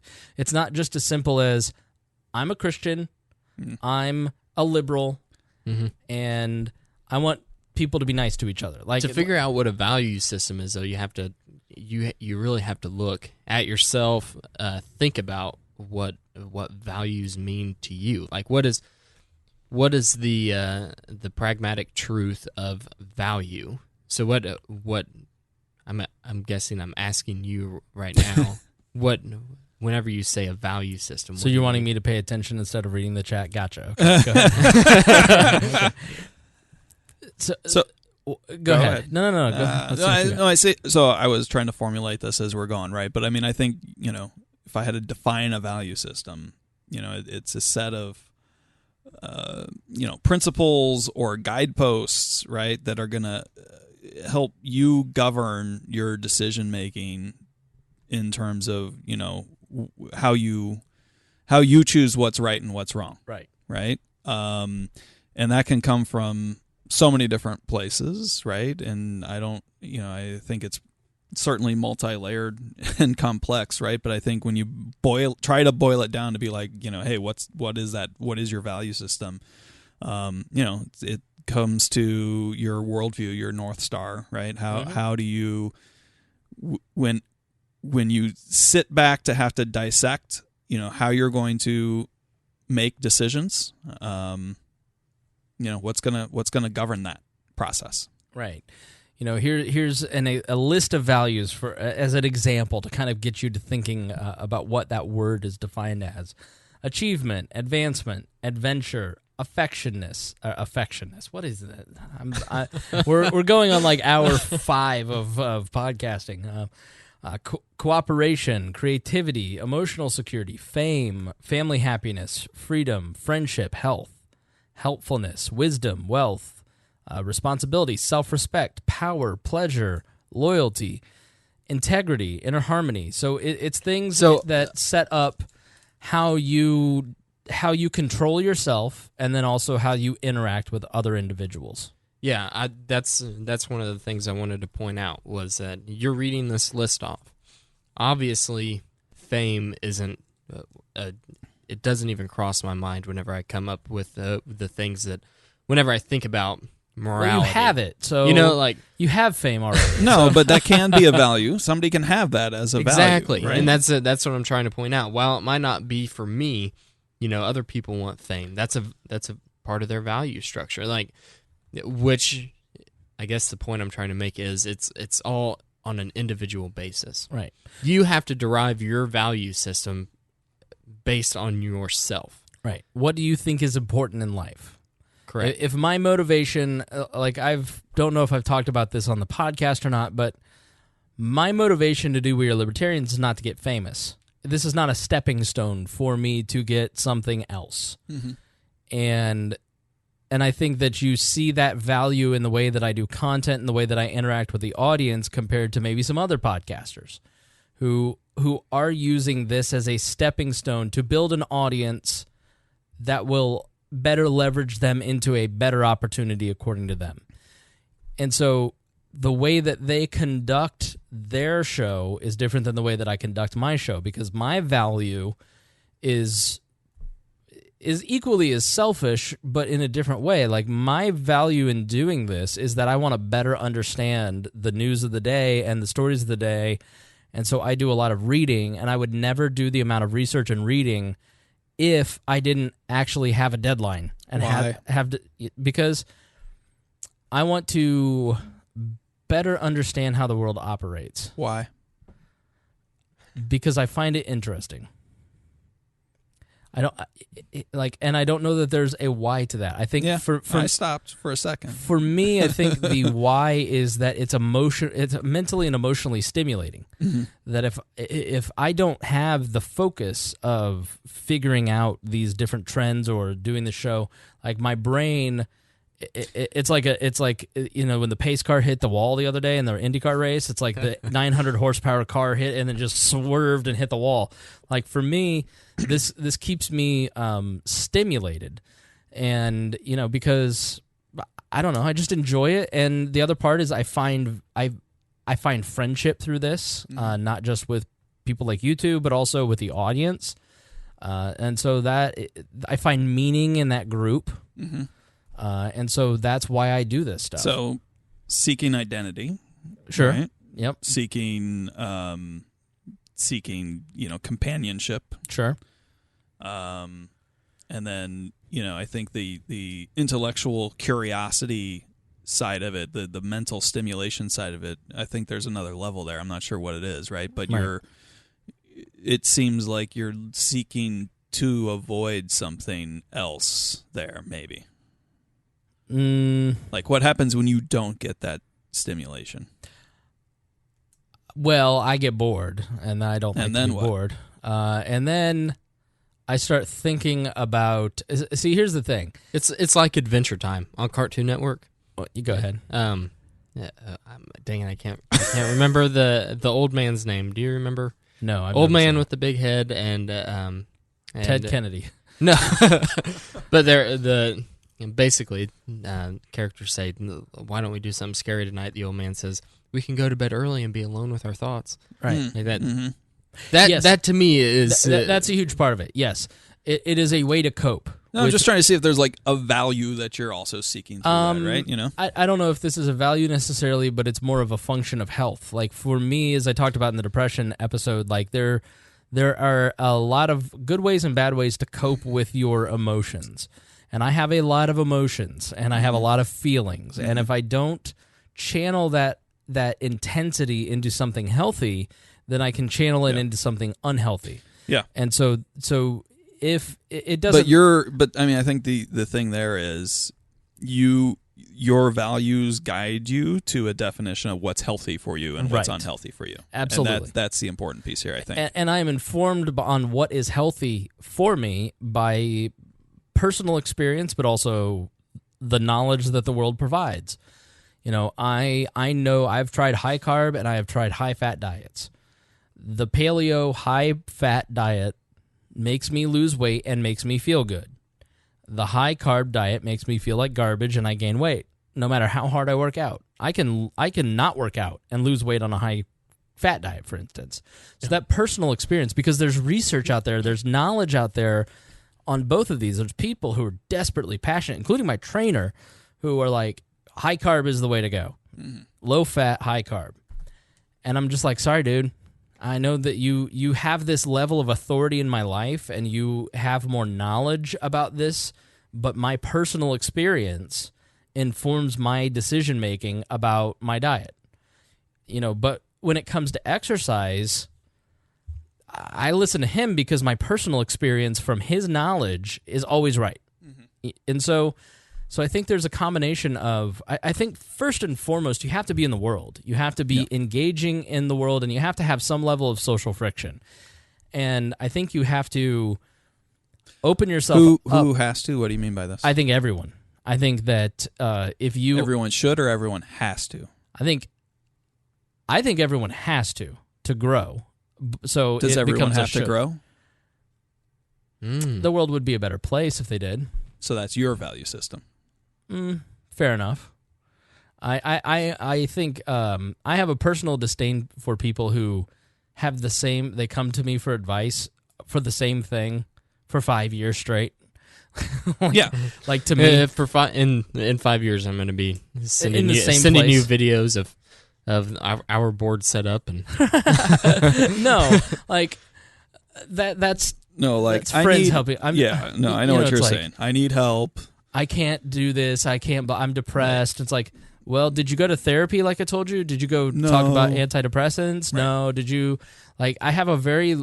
I will talk to that person. I will be that person's friend. I will help them. But there is a little bit of, how many more fucking times do I have to tell you this? Right. Same piece of information before you finally listen to me. Don't you recognize that I have some experience?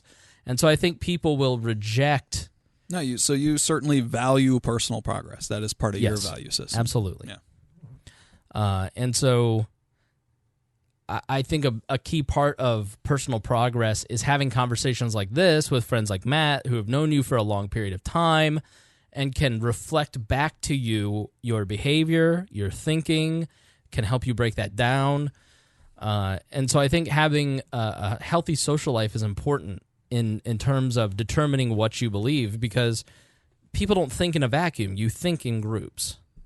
Yeah. So, and I think if you're not talking with friends, and that requires being open and vulnerable and accepting of hearing things that you may not totally like.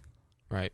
It's you said that we think in groups, and that sounds like a collectivist idea, but no. I mean it's really not. Sure. No, I mean, I just wanted to. Are you is your thinking function extroverted? Oh, for sure. Okay, see, my thinking function's introverted. Yeah, me too. Right? So my intuition function is extroverted. Mm-hmm. Right? So I want to be around the group from a gathering information perspective. Right. But the thinking is internalized. You'd rather hear me and what are you again? Are you an INTJ? Yes. All right, leave. Get out. INTJs are my mortal enemy as an ENFJ. But no, actually, I'm not. I think I'm. You don't come across as an INTJ. I forget. I honestly forget. Yeah. Oh yeah, I think I'm INSP maybe. Maybe you don't seem like an INTJ. You're not socially awkward and annoyed with me all the time. And Luke wants to know: do you think a bunch of acquaintances and shallow friends are better than a couple of core deep friends? I would ask you if you think that that there's something that I'm communicating that you were hearing differently. So, like, did you ask that question because you think I'm saying that? Or are you genuinely asking? If you're genuinely asking, I think deep friendships are intimacy is important. And I don't mean intimacy in the way that I mean, like, that's how you make babies. Yeah. Important, but that's not what I mean. Like, the idea that two two individuals connect to each other deeply over a long period of time is incredibly important. It's a value you have. Right. Yeah.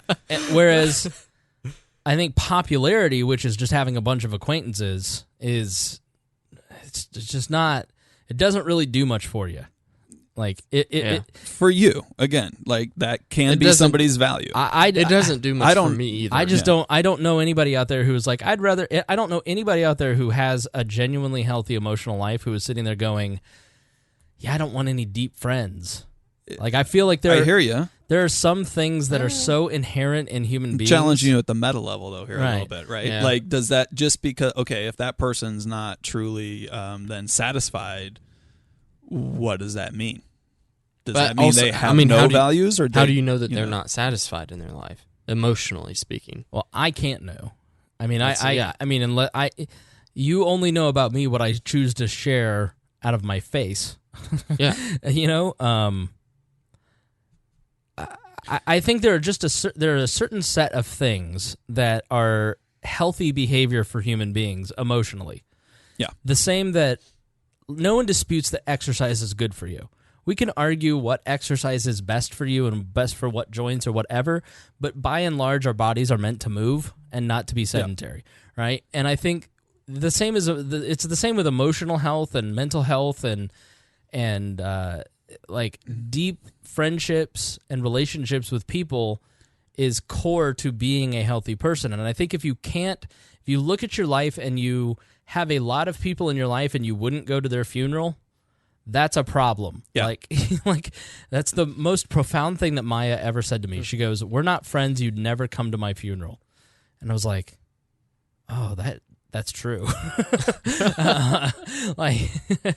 And we became better friends after that because I realized, like, I want friendships in my life with people who would want to come to my funeral and vice versa because they genuinely want to show up and grieve because I had an impact on their life, not because they're showing up because the community showed up and they want to, like, it's not social obligation. It's out of, we had a genuine Respect. connection. Yeah, exactly sure. right.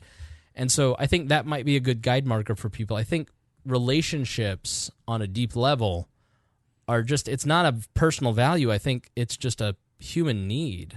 No, so I agree with what you're saying, right? And I guess part of what I'm teasing out for myself as I'm, prompting you and teasing it out through you a little bit, right, is like, to what end? Okay, right? So I would come at this and say, I mean, everybody has a value system, right? But clearly, depending on what you want to define as, whether it's success or happiness or being a good person or whatever label you want to put on that kind of, means to the end, or not means to the end, I guess, right? Is that the value system, does it get you there? Right. Right? And everybody's definition of what there is going to be a little bit different too, right?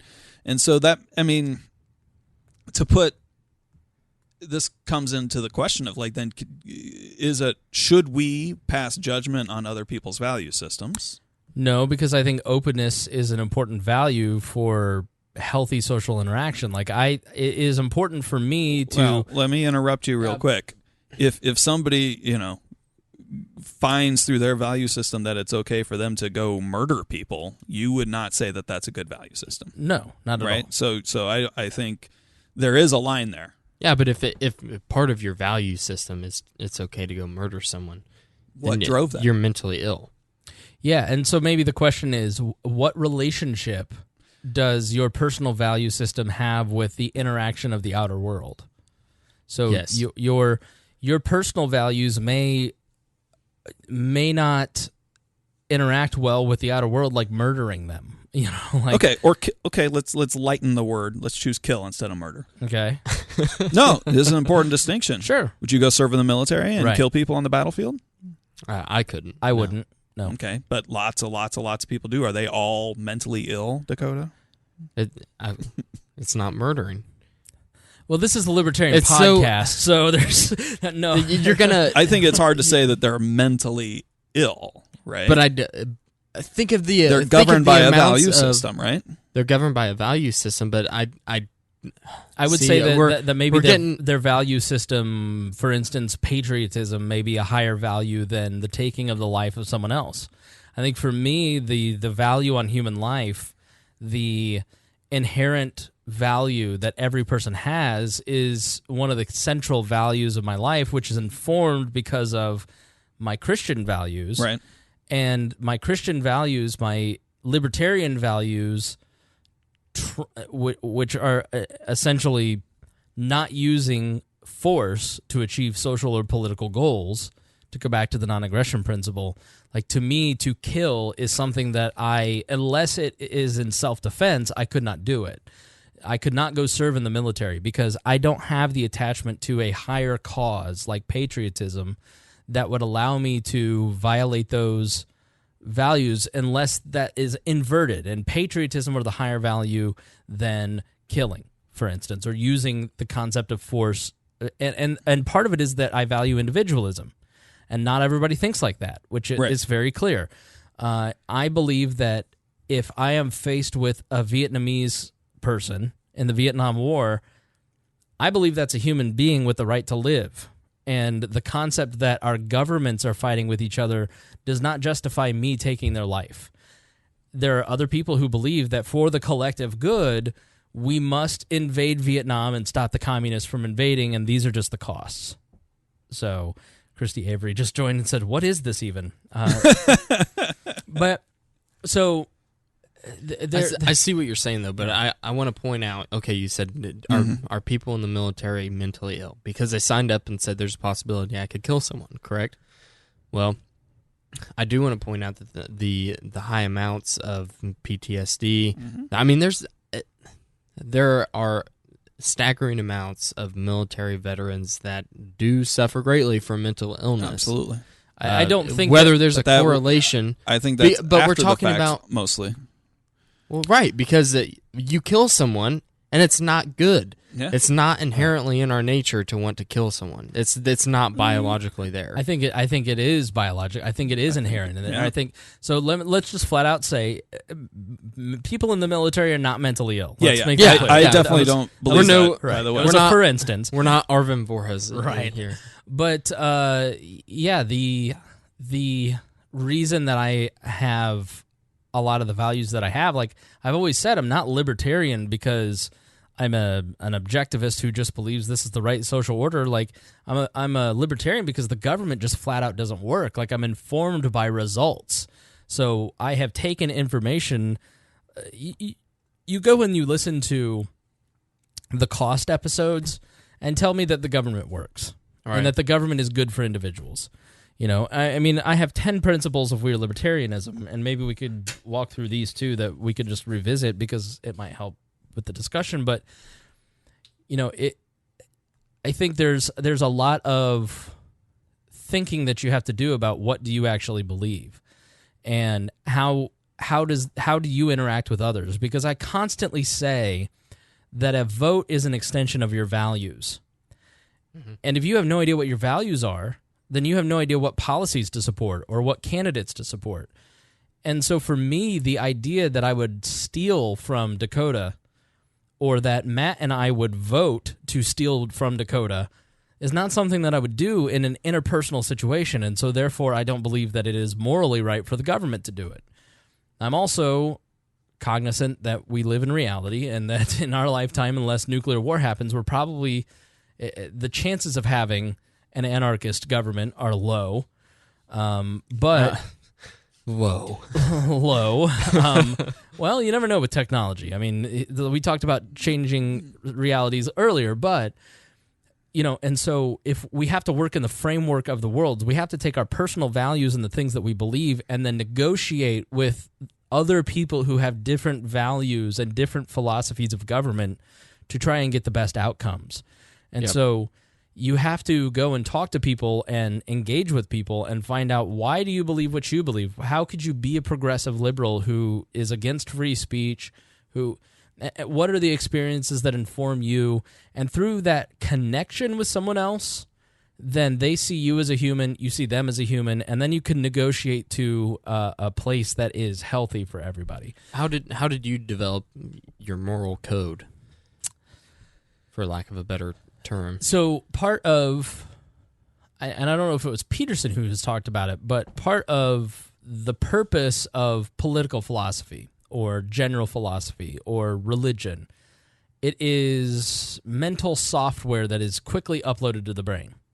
So there are things that I think all the time, and then I say them, and then somebody goes, oh yeah, Rothbard wrote about that 30 years ago, where you're like, oh, this isn't new territory, and so if someone can hand you a framework of things, and then you start picking that apart based on your experiences, then you kind of go, okay, this is what I believe. So for me personally, I would say that I grew up very independent. I have always been very iconoclastic. I have always been very anti-authoritarian. I get that from my dad. I would say that a lot of my personality is a blend of both of my parents. So obviously many of my beliefs and biases and those things come from my parents.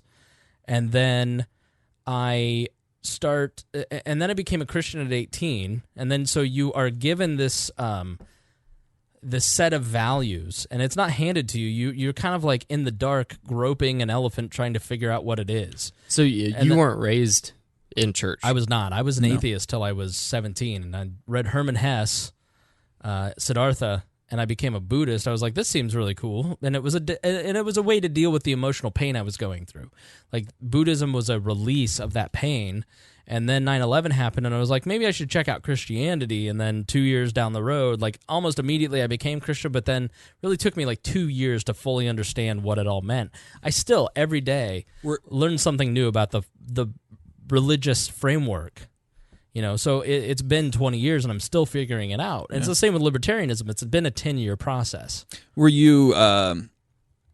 was it atheist household, or was atheist a rejection? Your rejection? It was my rejection. Okay, and I'll tell you where it came from. It came from first grade.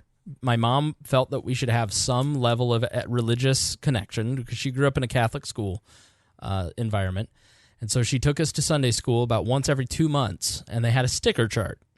And every time I showed up, everybody had all these long lines of stickers, and I had one, and then I would be shamed and guilted for not having enough stickers, as if it was me at first grade telling my mom we were going to get up early and go to church. And so from that experience, I developed a deep hatred for any Christians. And then you buy into the worldview of all Christians are evil, all Christians are bad, Christianity is a hateful religion, and you adopt that cultural message. And you go, well, this must be the reality. And then you have to open your mind. I opened my mind and accepted that maybe I was wrong and started learning more. And I was like, no, this actually makes a lot more sense. Yeah.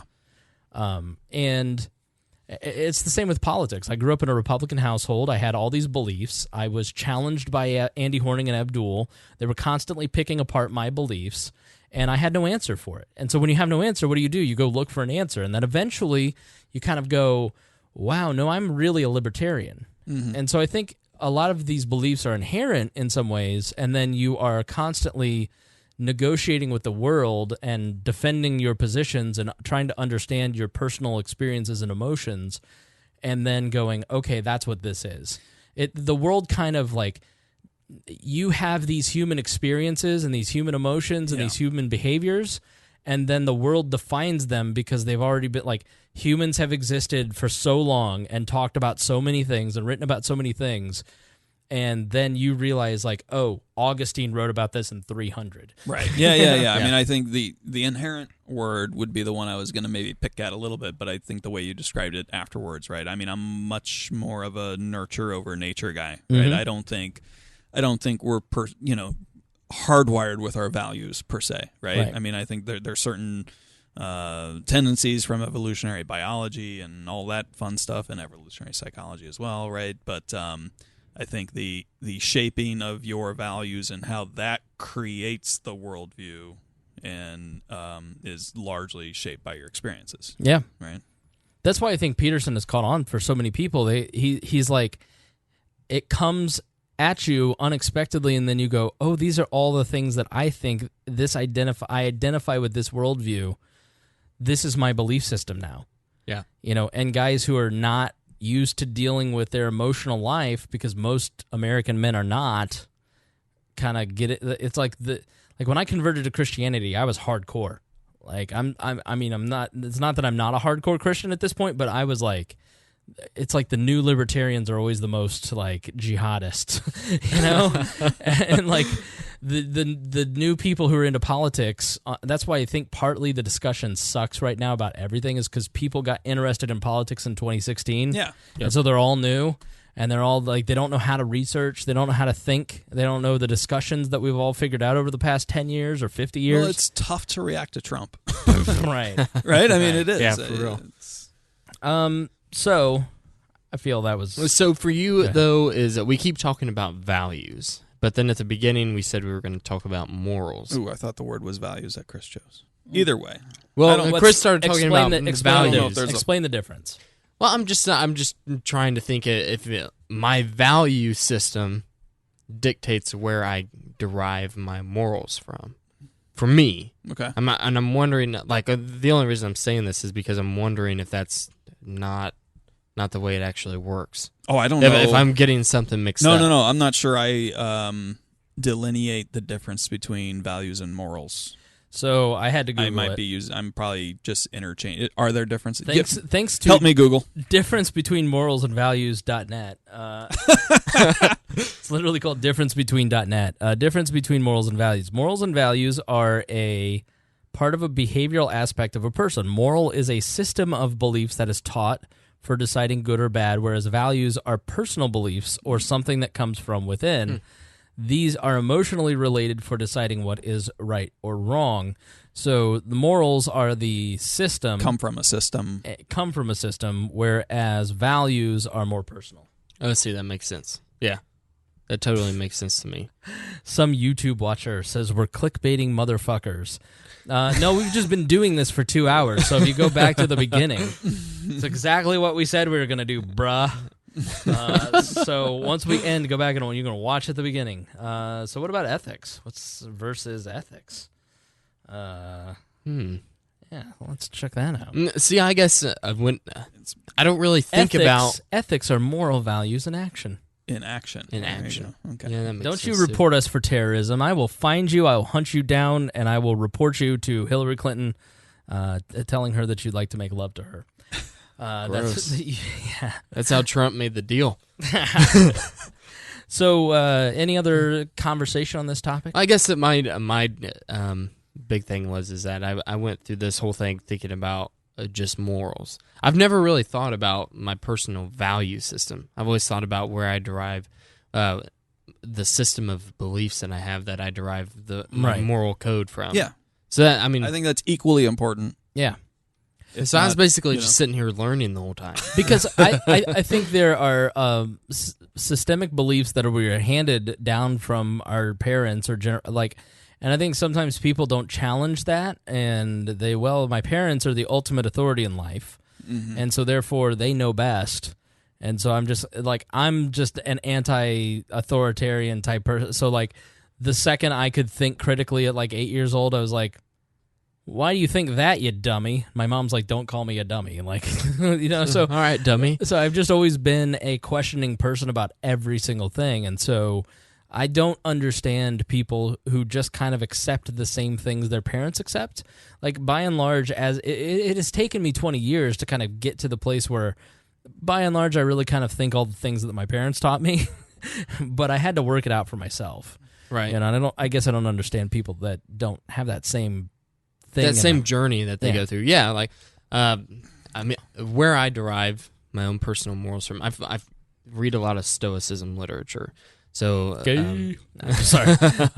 So where that came from? It was just a natural habit whenever someone mentions Stoicism. Right.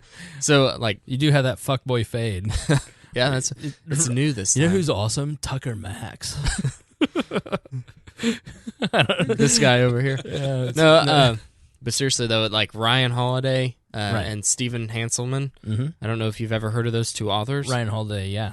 Okay, So anyone who's listening, I definitely suggest you check them out. Ego is the Enemy, or The Obstacle is the Way. Really, Yeah, Obstacle is the Way. It's a really good book. Ego is the Enemy is really good too. His book about Hulk Hogan and Gawker's supposed to be really good too. I had no idea that he had a book about Hulk Hogan. Yeah. It's his first non-stoicism type book. Okay. And he basically spent a couple years researching the fall of Gawker and Peter Thiel funding Hulk Hogan and the come down on that.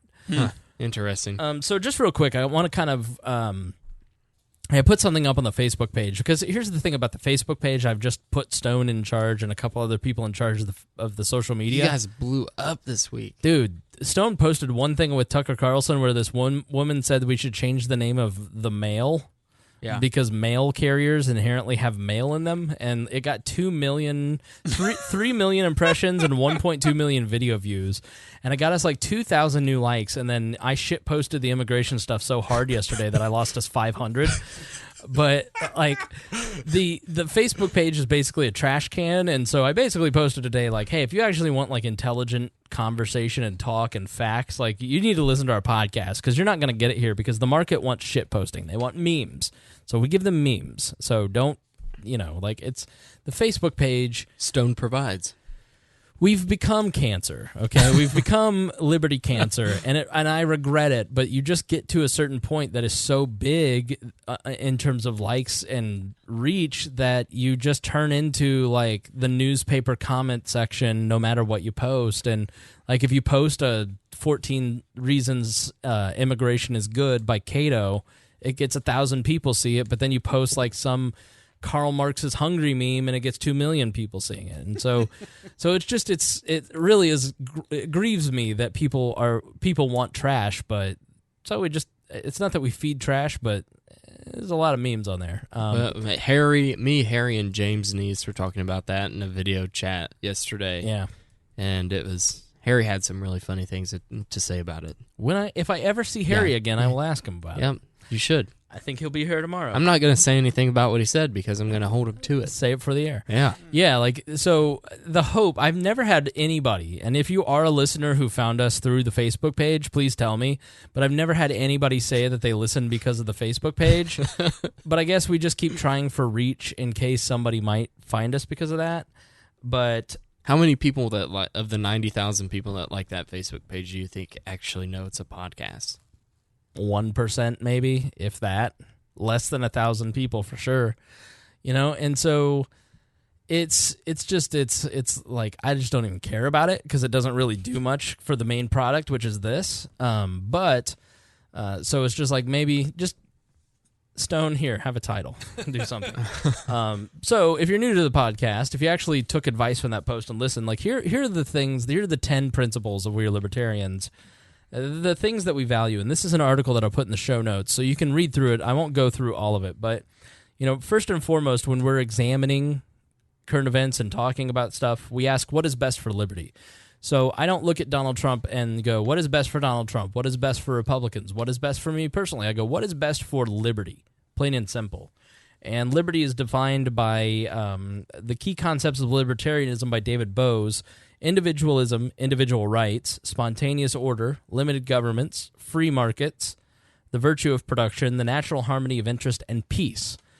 Number 2, all contributions towards moving society in this direction are valued. So I tease anarchists, but I value anarchists. I think they provide a very valuable service to the liberty movement by being its conscience and constantly pushing people towards more libertarian beliefs.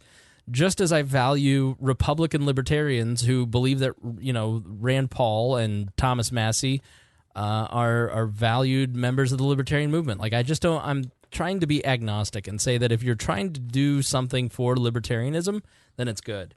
Number 3, the golden rule is the foundational principle of a libertarian society. Now, this gets argued a lot because it's religious, and there's a lot of atheists in the libertarian movement. But the reason I say this is because the golden rule teaches that you treat others as you'd like to be treated, and it's not necessarily a selfish thing. It's that you're treating other people in the way that you want to be treated, maybe not the way that you treat yourself, because some of you treat yourselves like trash cans. But it is putting people first. It's about being empathetic towards people. And so what liberty and libertarianism and the way that it structures society through government inherently is good for people. And it values the individual and their right to life, liberty, and the pursuit of property and happiness.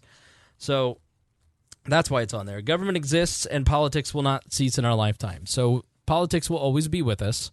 We will probably always have government.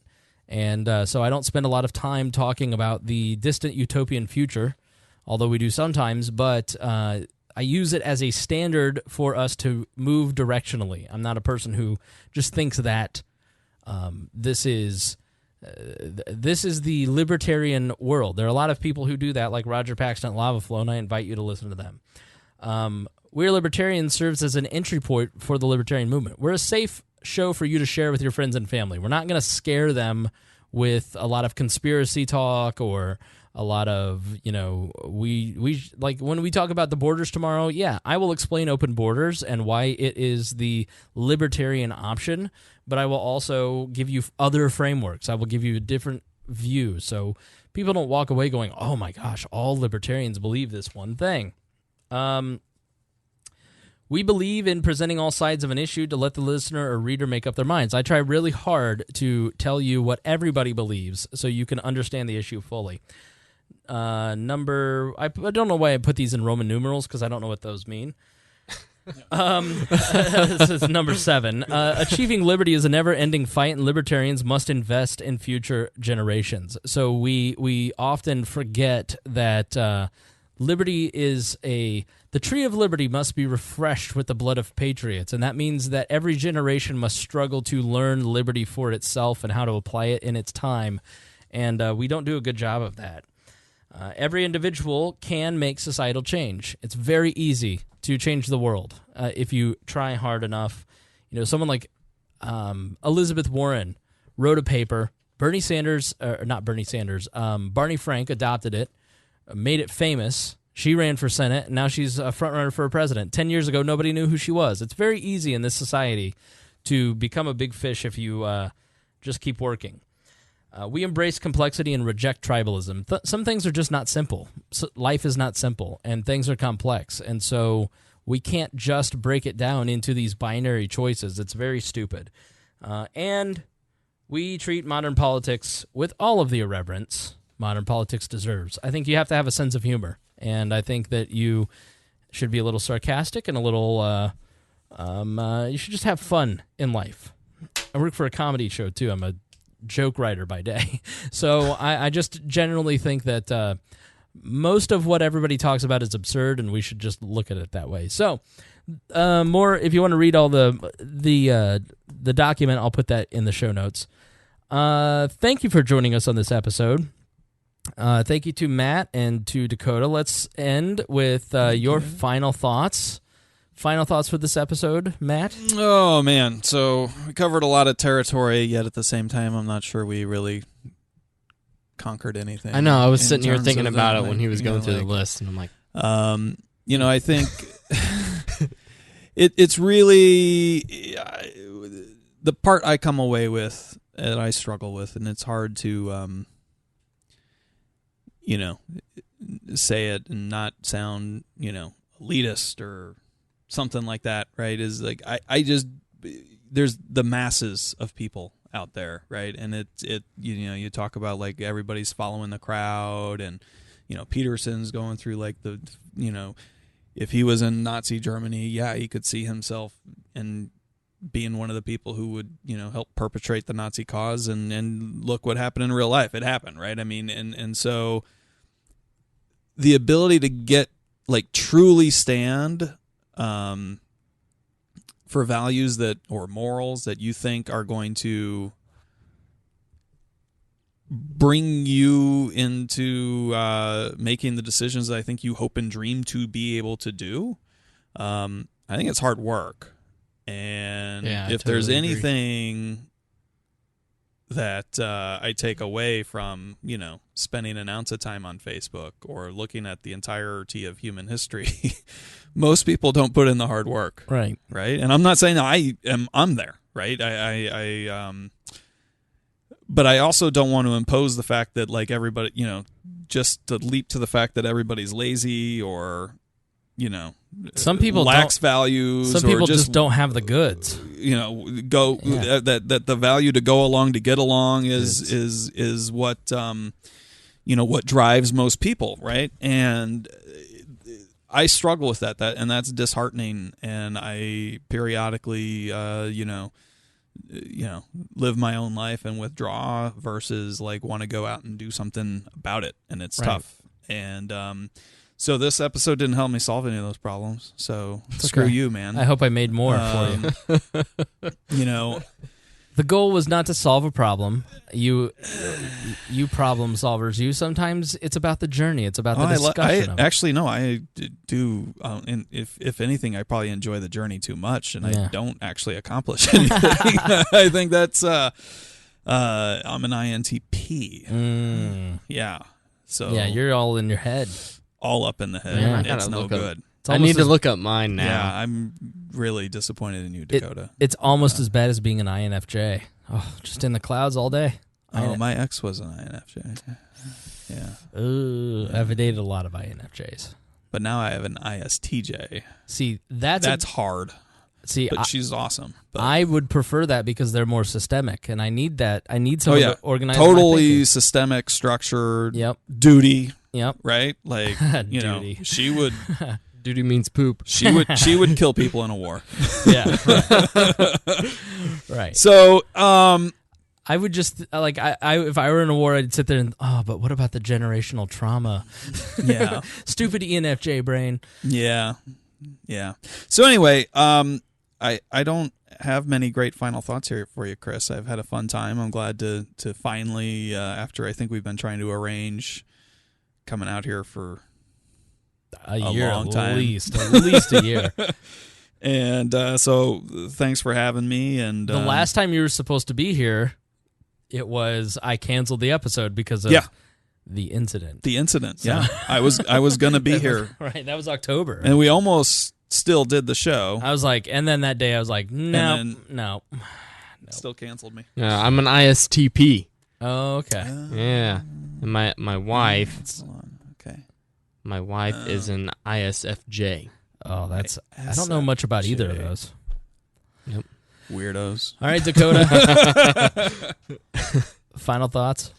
Let's see. My final thoughts is I guess I'm still on a journey to try to figure out where exactly I derive my own morals from. I'm still trying to do a lot of reading, keep myself open to those ideas. I try to do a good job, but I like the journey. The journey is the most fun part because you're reading just constantly, a small learning. Town girl, yeah, living in a lonely world. I love Journey too. Yep. And I'm about to leave here and take the midnight train.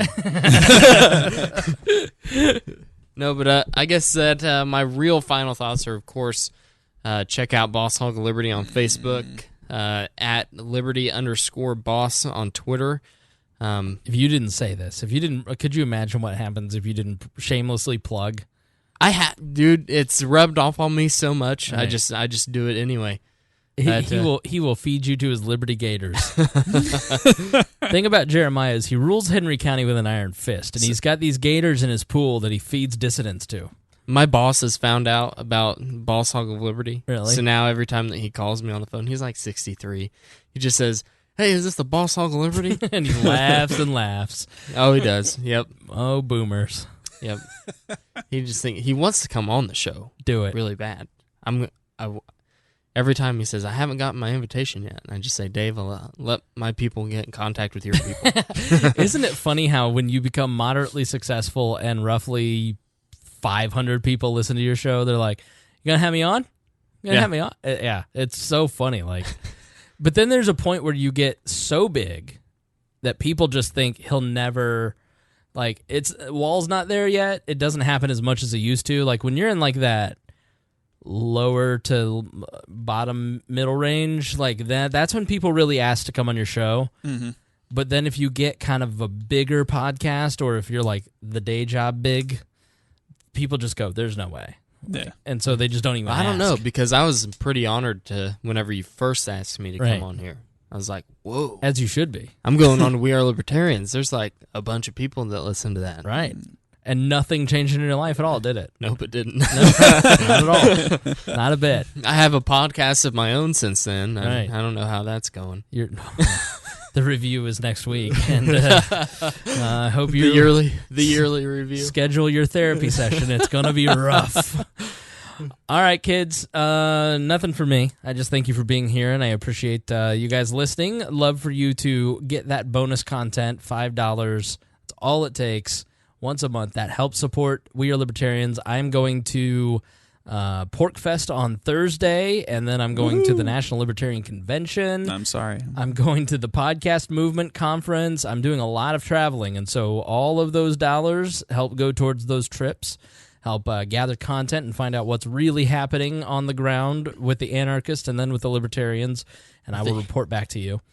And the podcast movement stuff's going to be a lot of fun because I'm going to find all kinds of cool new tactics and technology, and I'll find all kinds of fun ways to dazzle you with this mediocre voice of mine. So please become a Patreon subscriber. It really helps. Frankly, I spend a ton of time on this. I've spent tens of thousands of dollars on this, and it's nice to finally be paid back some of that money and pay down some of the debt that I acquired buying all of this phony baloney equipment. And that's partly what it goes to. Part of it goes just to pure operations. It costs hundreds of dollars a month to run We Are Libertarians, and if I didn't have your donations at Patreon, I couldn't afford to do this anymore. And so if you would miss us if we were gone, if you get something out of this podcast, if this impacts your thinking in any way, then I invite you to please go to wearelibertarians.com and become a monthly subscriber at patreon.com. I will thank you long time. So until then, yes, Christy's right. The Amazon wish list will grow after Philadelphia, I am sure. Also at weirdlibertarians.com. All right, thanks, guys, for joining us, and we will see you tomorrow night. Okay. Thank you for listening to this episode of We Are Libertarians. I'm amazed you made it to the very end, and I appreciate that. And that means that you were a true fan of We Are Libertarians, and any true fan of We Are Libertarians should listen to our other podcasts. We have a whole network of shows. We have The Chris Spangle Show, where I talk about many of my varied interests that aren't political, a lot of podcasting talk. If you're interested in getting involved in podcasting, The Brian Nichols Show. Brian talks to a lot of different folks from the left, the right, the center, the libertarian movement. If you love We Are Libertarians, you will love The Brian Nichols Show. The Boss Hog of Liberty. The Boss Hog has basically created a media empire in his small town and has taken over, along with his co-host Dakota Davis. I think it's really interesting to see how they've built a media network, and I encourage you to do the same. Upward Political Training. It's a podcast where I've put a lot of training for libertarians on how to spread the message. The Cost. This is a podcast where we break down the human costs of government policy, so be sure to check that out. Raw Audio Politics, where basically I take unedited speeches and interviews and stuff that I want to listen to, and I put it in a podcast feed for you. Miranda's World. Miranda is one of the craziest human beings in a good way that I've ever met. She's so entertaining and so much fun, and I think you will love that. And who could not listen to Tad Talk? Tad Western brings you the rootinest, tootinest good time this side of the Mississippi. So be sure to check that out. He's one of the funniest human beings that I know. And if you are chubby and you need to get in shape, then you can't outrun the fork with Brett Bittner, where he talks about keto. Yes, I gave Brett Bittner a show. And you can check out a bunch of other podcasts at libertarianpodcasts.com. I have put together all of my favorite libertarian podcasts up there at libertarianpodcast.com, including our friends Lions of Liberty, The Lava Flow, the Johnny Rocket Launchpad. The Scott Horton Show is one that I definitely think you should be listening to. So go check that out. Lots of great libertarian podcasts out there. You may not know where to start. Start there. And we've also got a comprehensive list of all the libertarian podcasts I can find. Thank you for listening, and if you love We Are Libertarians, please check out all of our shows at wearelibertarians.com. Thank you for listening to the We Are Libertarians Network. Get our other shows at wearelibertarians.com.